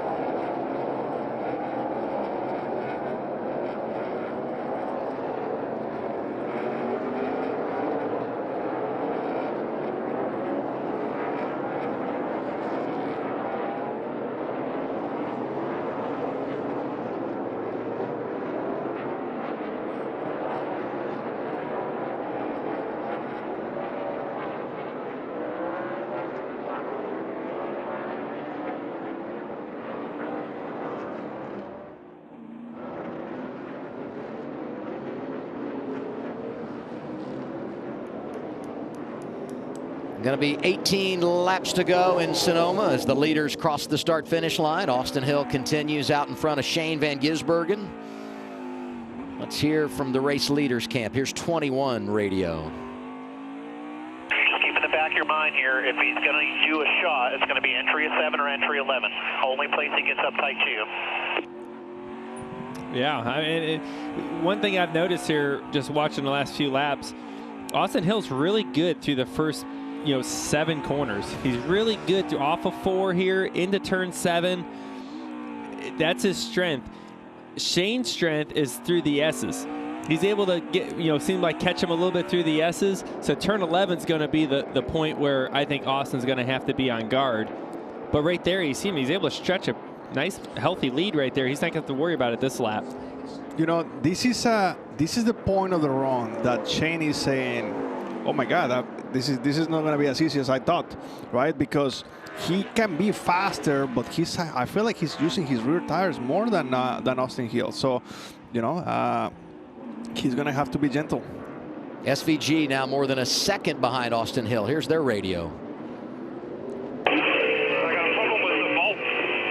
The bolts are low. Bolts are low. Problem with the bolts. He must have an alternator issue possibly if he has low voltage. Now, I'm sure it's not costing him speed yet, but he's still got 17 laps to go. All you can do at that point is shut off fans, right? You don't want to shut off your brake fans, but you may have to. You're going to shut off any comfort fans that you have. For driver comfort fans will come off for sure. Good battle for fifth. 48 Parker Kligerman, 18 Sheldon Creed.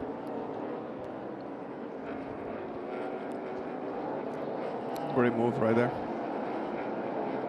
Little nudge. That's still not going to complete the pass. He was a little late too. Yeah, you see he came from pretty far back, but also Parker Kligerman locked the inside tire and kind of opened up the door for him there. So that's Sonoma turn 11 for you. Two drivers fighting for their first career victory. I tell you, as much as AJ Allmendinger has been complaining about his car, he's hanging there, 2.5 seconds back. He really hasn't lost touch of the two leaders yet. Saw things getting racy behind Creed. He's up to fifth, and Austin Green giving a hard time to Parker Kligerman for that sixth spot. Give a big time call to that 32. Young driver getting it done and only his third career start. And very impressive. You see him, pressuring these guys that have been doing this stuff much longer than him. Austin has done, he has some experience in the Trans Am series that they run some races with IndyCar, and those cars are not the same as the Xfinity cars, but they're similar. So this is his background, the big heavy stock cars in road course racetracks. So no surprise that he's doing good, but definitely he's overachieving for the racing that he's doing it for. But we've learned there's a path to success now if you can win on road courses, because you'll win one of these races, it gets you in the playoffs. We've seen it with Shane Van Gisbergen, who delivered last week at Portland. So opportunity comes your way. Who knows what Austin Green could make of it with 6 road course races on the schedule. What I'm seeing on the 97 of Shane Van Gisbergen is that he's definitely freer, but he rotates in the tight corners much better than the 21. So I think that he's really understanding where his advantages, and I think eventually he's gonna try to make the move. But at this point, he's starting to realize that definitely is not gonna be with forward drive, because the 21 is pretty good there. The other thought here is when they pitted. And at lap 42 is when Austin Hill came down. Lap 47 into the stage is when Shane Van Gisbergen made his last pit stop. The more SVG pushes him, the less opportunity to save fuel, if in fact that is an issue for Austin Hill. Not a factor now, but as we get down closer to 5 or so laps remaining, that could be a part of the equation. Well, it could be coming down in a move right now. Shane's going to have to get through turn 10. The corner coming up right here. This right-hander. If he can get through this corner good and stay in touch with him, he's pretty far back. I don't think he can outbrake him from that far back. He's thinking about it. And what he's doing there is he forced Austin Hill into a mistake. He's got him in his mirror. Austin's watching that like, oh, he's going to hit me. And made him drive in harder. Jesse Love, off course, was running inside the top 10, and we get a caution. Yeah, that's a tricky man, because if you go out of that corner by yourself, you can cause a big accident. We saw that in practice. So NASCAR, big heads up right there. Fourth caution of the afternoon. Here's Jesse Love. And that looks to me like he got loose on the entry. That corner entry of turn 10 is so challenging because you're going really fast. It's the fastest part of the racetrack as you go through turn 9 right before that. Then you got to transfer weight. You're turning left, you got to transfer weight to the right really, really fast, and you're going fast at the same time. If you do it too quick, you spin out. It's really easy to do. It's really sketchy into that corner for sure. Sketchy, that's a word. Let's go to radio for Shane Van Gisbergen, second with 14 to go.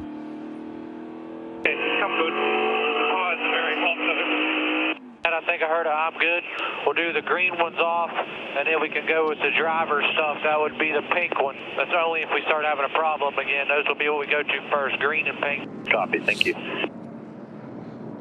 He's talking about the color of the switches. Obviously, that's kind of what they're talking about. Well, you know, it's just easier for the driver instead of reading each one of them when you're trying to go fast. So you don't have much time to look at it. So you get look at some colors quick and flip them off. Everyone has a set of tires here. Now, I mean, track position has been enormous, right? But I'm not pitting. Yeah, I wouldn't think, but I had to bring it up. And I would say, too, for those drivers that had pitted earlier, another caution helps that fuel gauge, which could be critical. Going to be right around 10 to go when we return to the green flag.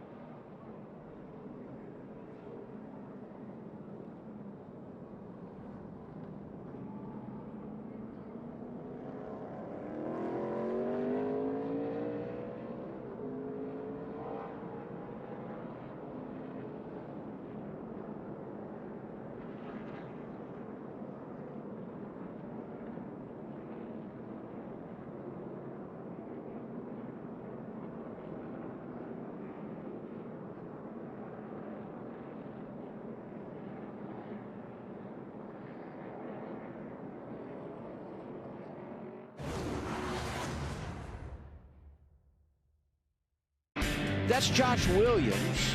He has parked his number 92 at the start-finish line, and he's walking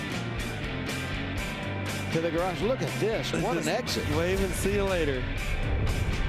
Peace to the crowd. I'm out of here. That was crazy. From Josh Williams. So many fun moments over the years. NASCAR on Fox covering the Xfinity Series. And that opens the door for me to say thank you to all those behind the scenes. Our producers, Pam Miller, Eric Mandy, and Mark Smith. Artie Kempner, Darren Foster, our directors, and the countless men and women that show up every week with a smile on their face, put in the long days, the late nights to make sure everyone at home gets the coverage they deserve. We salute you. We thank you. It has been one incredible ride. Let's go down. There's Dorano. Let's go down to Regan Smith. Well, Adam, plenty to think about down here on the 97 box for Bruce Schlicker, crew chief for Shane Van Gisbergen. Second week in a row, you've got him in position. He's got to find a way around the 21 of Austin Hill, though, and voltmeter issues. Is that okay, and how does he get around the 21? Yeah, I think everything's good inside the race car. Not sure exactly what happened, but he said he got it back, so not worried about anything there. As far as getting around to 21, I mean, this WeatherTech Chevy and Shane driving, it's fast. So just got to be smooth and methodical and be patient and see where his weaknesses are and capitalize on them. Good luck. Thanks. This is not the first time we have seen these two going at it on a final lap on a road course. Saw it earlier this year at Circuit of the Americas. 21.97. This was all kinds of wild. So Austin Hill comes through, looks good. Shane with a little nudge, and as they had their game of cat and mouse, here comes Kyle Larson, who had made a pit stop, got tires, and he is going to take the checkers.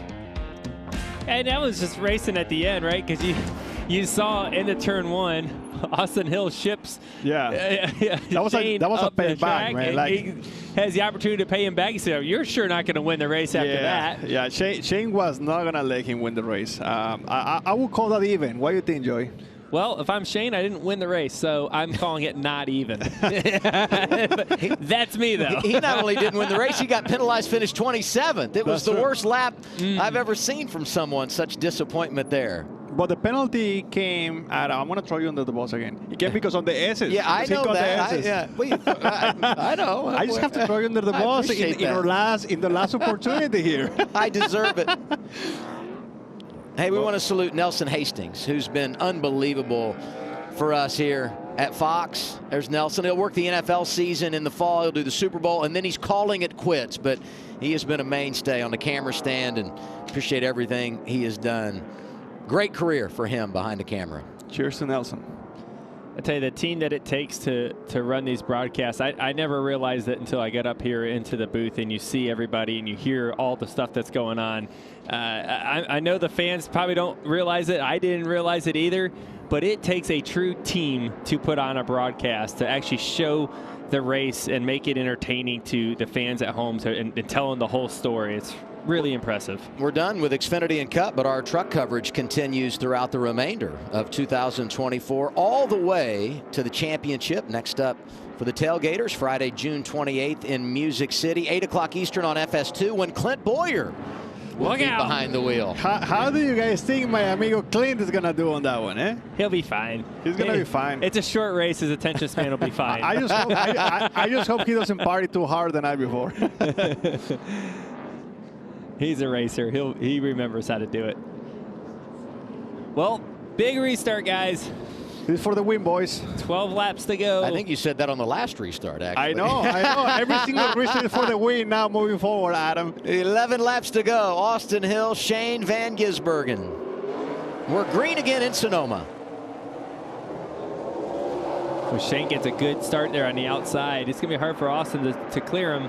He does. Barely, if he does. Whoa! On the dirt, there he goes. Shane Van Gisbergen with the race lead. And Austin Hill going to the wrong direction. Mayer is through to second. Austin Green to third. Remember that video we just talked about at COTA? Yeah. But you know what? I saw it the other way around. I don't know if he meant to do that, though. Well, I don't know sure if Austin meant to do it in COTA either.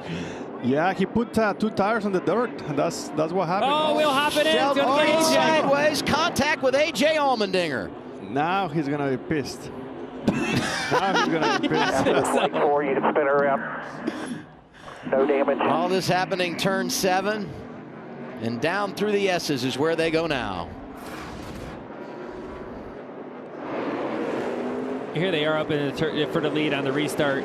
You see, yeah, Shane gets in there hard into dirt, just full commit, slides into Austin. Nothing Austin Hill can do at that point. He's along for the ride and just gets knocked out of the way. And then here is Sheldon Creed wheel hopping into 7. Again, nothing that AJ could have done.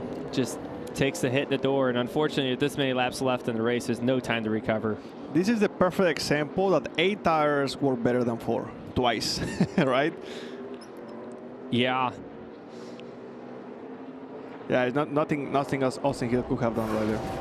Remember how smooth the restarts were in the beginning of the race? Oh, yeah, that's gone. And remember when I asked you what's the balance of patience and aggression? We got a whole different answer there, didn't we? Totally agree. Whoa. There goes John Hunter Nemechek. My, oh my, what a save coming off of turn 4. I'm not sure what made him start going wide there. But I'm sure that wall kicks back out you really quick off of turn 4. Well, look at some of these drivers behind him inside the top 10. Ryan Sieg is 7th. Got Parker Retzloff up there in 9th. And Riley Herbst, who's had 2 penalties today, was inside the top 10. He's battling for that spot with Alex Labbe. Guys, I'm going to say this. Austin Hill is still running in the 5th position. If he advanced one more position, if for whatever reason the caution comes out, he just did, the caution comes out, guess where he's going to be on the restart? Right behind the 97th. So, and you know what we'll say? This is the most important restart of the day. That's exactly right. So things can get very interesting here in a second. And look at the one car. You know, Sam Mayer. He's actually getting closer and closer into the leader. So he was 2/10 faster that lap than Shane Van Gisbergen. The one of Sam Mayer is not done yet. He was at the front last week, had a chance to win the race right there with Van Gisbergen. Justin Allgaier cut a tire, did Sam Mayer. You look at the career victories for those drivers racing inside the top 10. Behind Van Gisbergen and Mayer, a couple of goose eggs for Green and Sheldon Creed.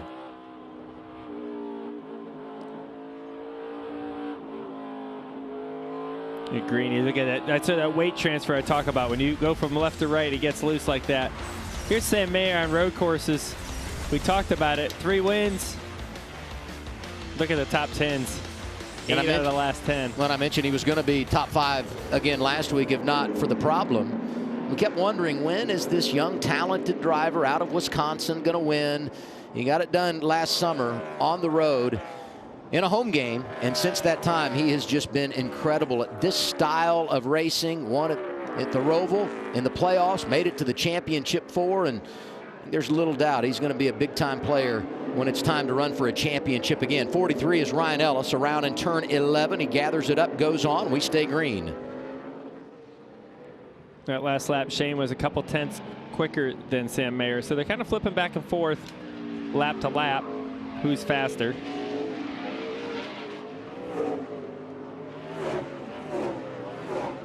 That view is cool where that wall is when you come off the corner there.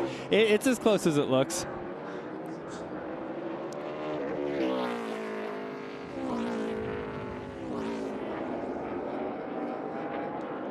Look at our scoring pylon back there in 15th. Cole Custer after the spin. Right behind him, Jesse Love, who brought out the caution, is 16th. Drivers trying to battle back late. Ed Jones in the top 15 despite problems. Haven't said Brennan Poole's name. He too is in the top 15. Alex Labbe hanging there in the 07.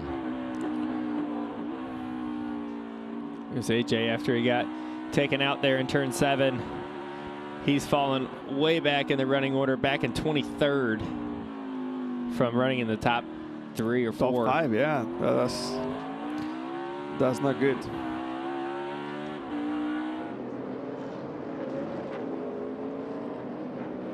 Seven laps to go. And the advantage 1.2 seconds for Shane Van Gisbergen. Yeah, Shane just laid down a monster lap there and put a good another 3 or 4 tenths on Sam. I mean, they're both 7 laps to go. They're both giving it all it's got. They both have had some added track time. Shane did the wheel force test here a while back, so he was able to work in some extra track time, and the same for Sam Mayer, who won the ARCA race here yesterday. Josh reported that earlier.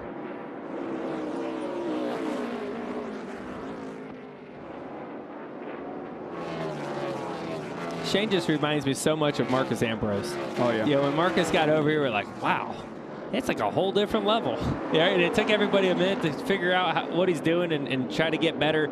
And it's happening again. Like, you know, just 15 years later, you're seeing this round 2 of that, and all of us are going back to work and trying to find the next level. It shows the competition over there in the Supercar Series on road courses it's stout. It's what they do every week. Remember, we don't do this every week, right? And so vice versa. You see Shane, he's going through quite the learning curve on an oval, right? It's completely different. The game is different. The strategy is different. How you make speed, all that's completely different. So, you know, it's interesting to see week to week how Shane is able to adapt. And, you know, obviously he knows when he comes to a road course, that's his wheelhouse, right? He's got to capitalize, and he is.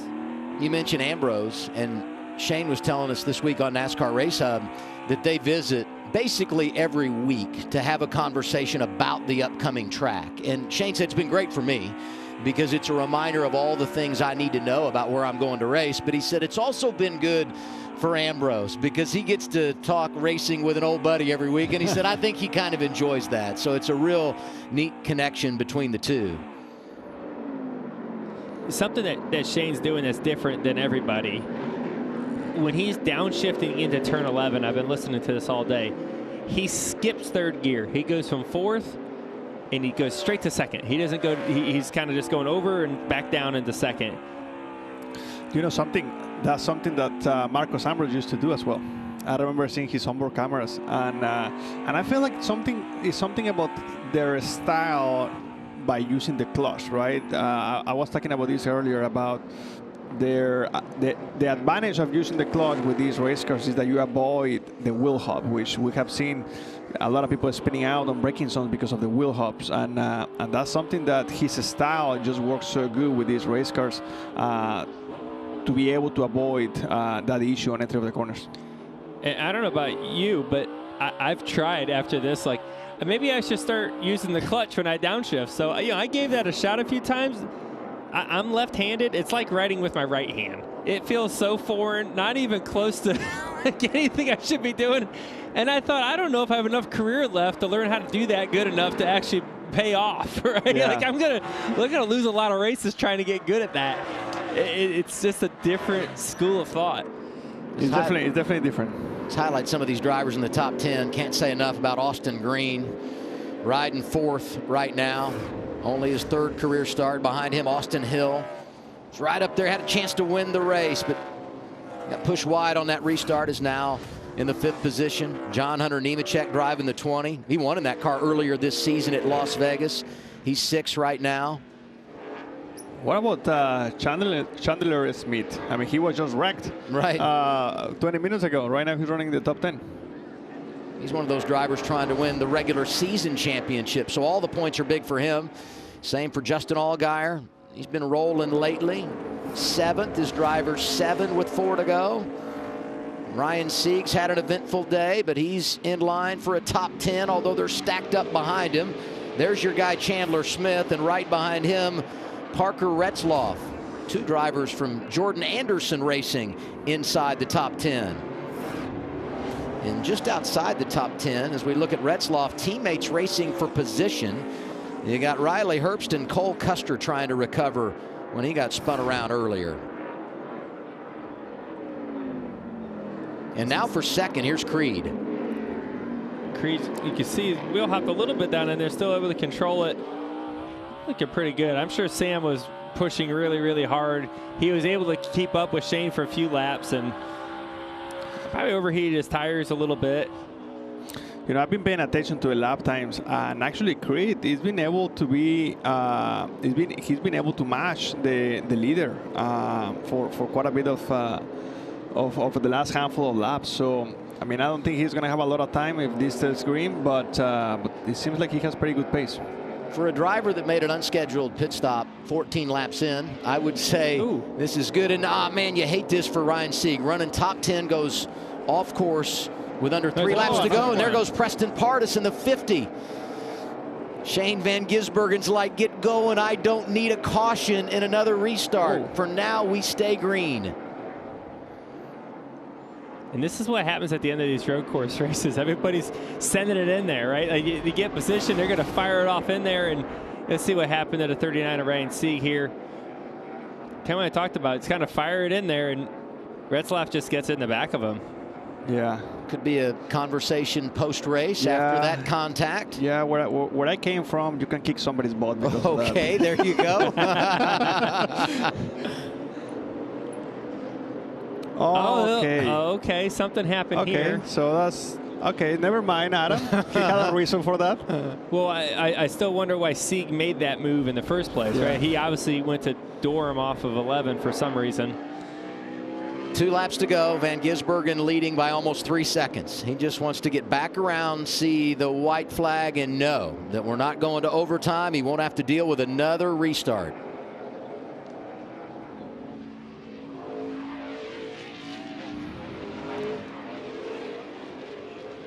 From turn 4 down to turn 7. I know we've talked a lot about Shane and how fast he is and how good of a driver he is, and he is, and I'm not taking that away. But, you know, as he's driving away and it looks dominant, it wasn't quite the dominating race for him, right? You think about earlier in the race when he was stuck back there in 3rd or 4th place, and he was just kind of like he was there. He eventually moved his way up, but he wasn't just lights out faster than everybody, right? Ty Gibbs had a really fast car. He got wrecked. Right, so you think about, he just was able to do the right things, execute the race correctly, and that's what puts him in the lead here coming to white. White flag is out. 1 lap to go. Sponsored by Credit One Bank. Shane Van Gisbergen, 2.2 seconds in front of 2nd place Sheldon Creed. It hasn't been easy. Hasn't been easy. He's been as smooth as a nice glass of Chardonnay. And that's for sure. You know, in the first half of the race, I thought he was going to just go through the field, right? And in the second half, for whatever reason, I don't know if the competition got better or he got worse or whatever that may be, but competition catch up on him, and they made him work for this one. Out of turn 4, down to turn 7 for the final time. Can manage the S's and not have to worry about the drivers behind him. I want to see if he drifts the racetrack again. That burnout last week was absolutely incredible. Unbelievable, wasn't it? We make sure we catch that. SVG on his way to the wine country trifecta. Fastest yesterday in practice, wins his first career pole today, and set to capture the checkered flag. 97 in turn 11.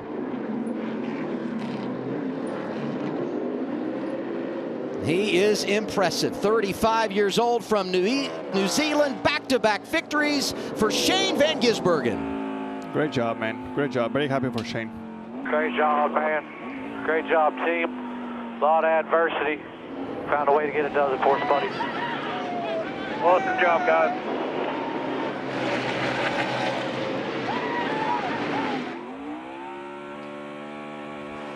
No, here he goes.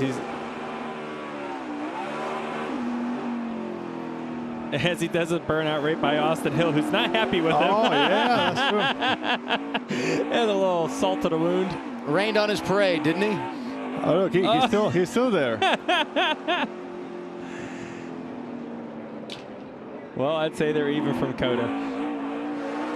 Well, you call that even? If I was Austin Hill, I'm not even. I wasn't even after Coda if I'm Shane, so yeah. I don't think they'll ever be even. No, exactly right. They will never be even.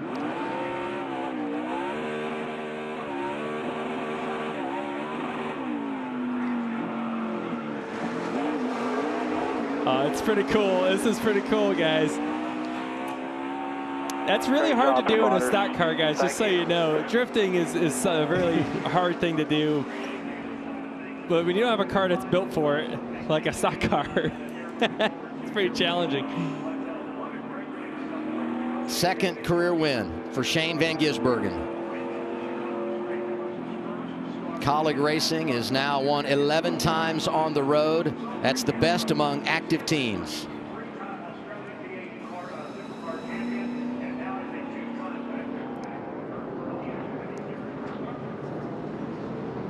The stage victory today as well. He's piling up those playoff points as he starts thinking about a title in the fall.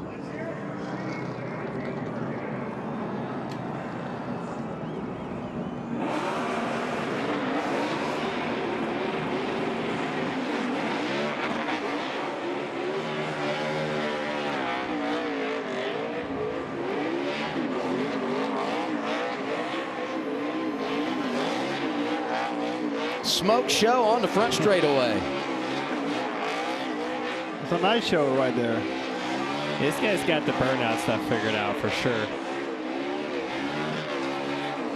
I don't know how there's tires left on this thing at this point. He's been burning them down forever.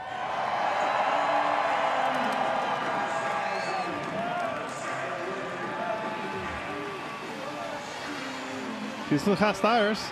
They still have air in it. Yeah, I think you can see it starting to come apart. Yeah. Looks lower in the back now, right?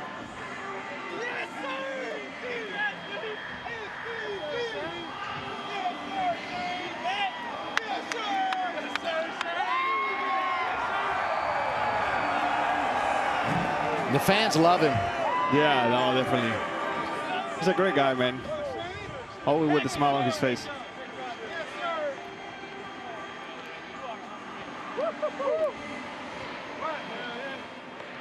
He's part of the Trackhouse family. Of course, yeah. And everyone's got that celebration that takes him back to their roots. He played rugby as a kid, so he kicks the ball into the stands. We saw it last week at Portland. This is really a cool celebration.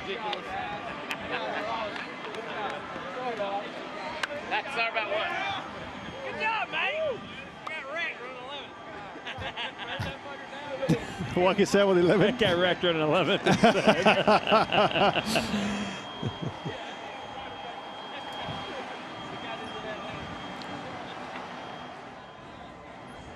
Let's go down to Josh. And guys, for the second week in a row, Shane Van Gisbergen is your winner in the Xfinity Series on a road course. And we saw the celebration at Portland. He signs a rugby ball. Adam, as you said, played rugby as a kid, and here it comes. The punt into the stands.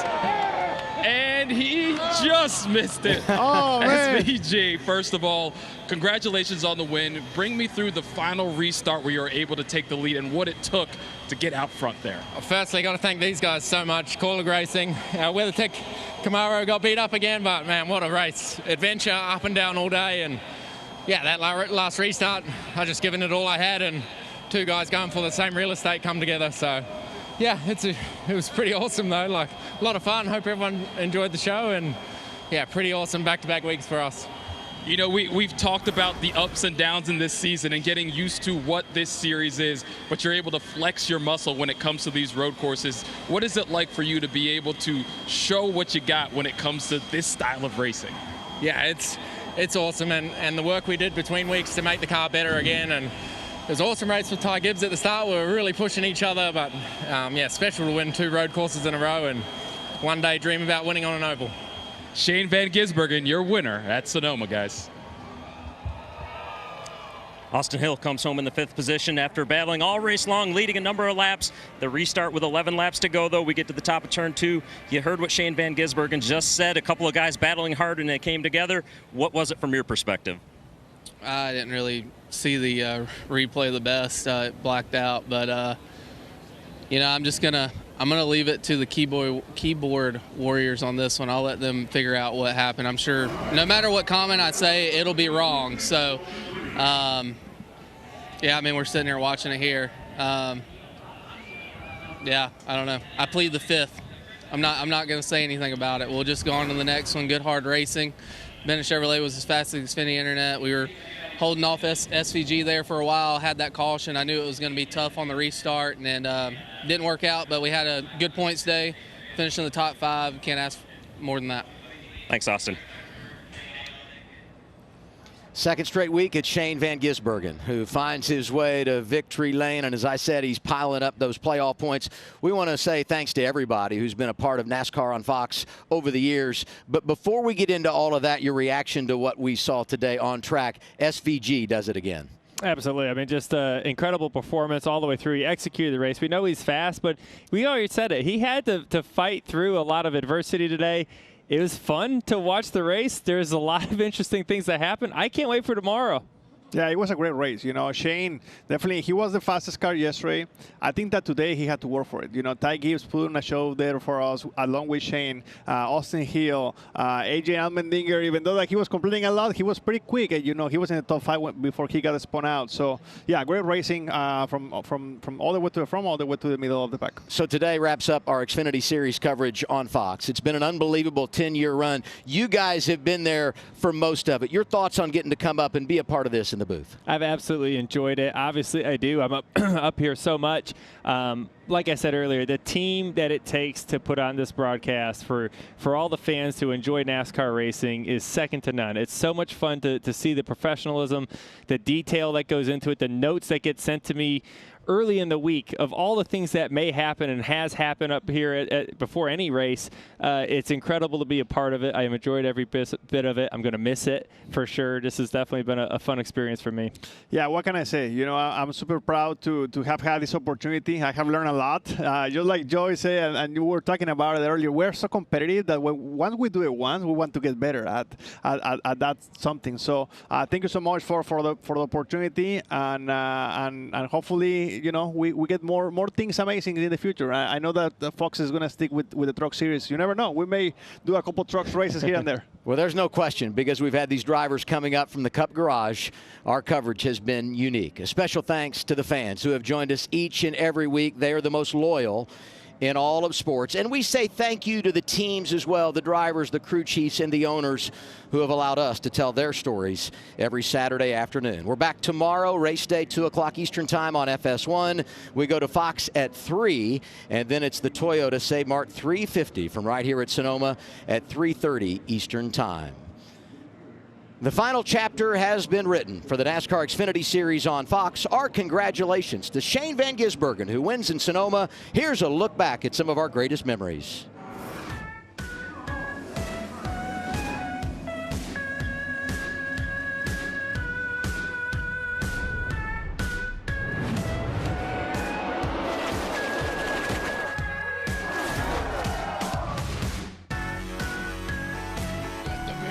It's a little surreal. I'm talking to Ryan Blaney. Oh, he's gotten away again. He'll never hear the end of this. What an exit. Wave and see you later. And we've got a fight. Friday Night Lights. Whoa! Oh, and now they're really going at it. Big crash, up and over. Big trouble. Oh, no. Who got it done? Photo finish. This is one of the closest finishes I've ever seen. What a drive. What a win. That's what racing's all about.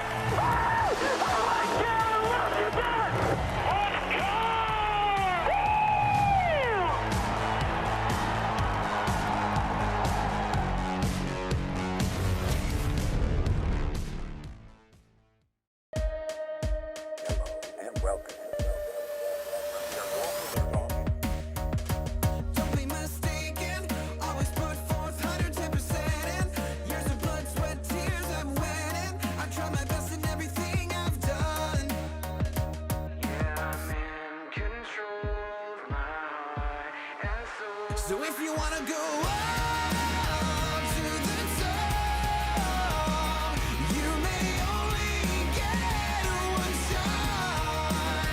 And if there's no shot at the top, always give everything you've got. This copyrighted telecast may not be reproduced, retransmitted, or used in any form without the authorized written consent of NASCAR Broadcasting. NASCAR would like to thank all of our fans for your support, and we hope you enjoyed today's broadcast.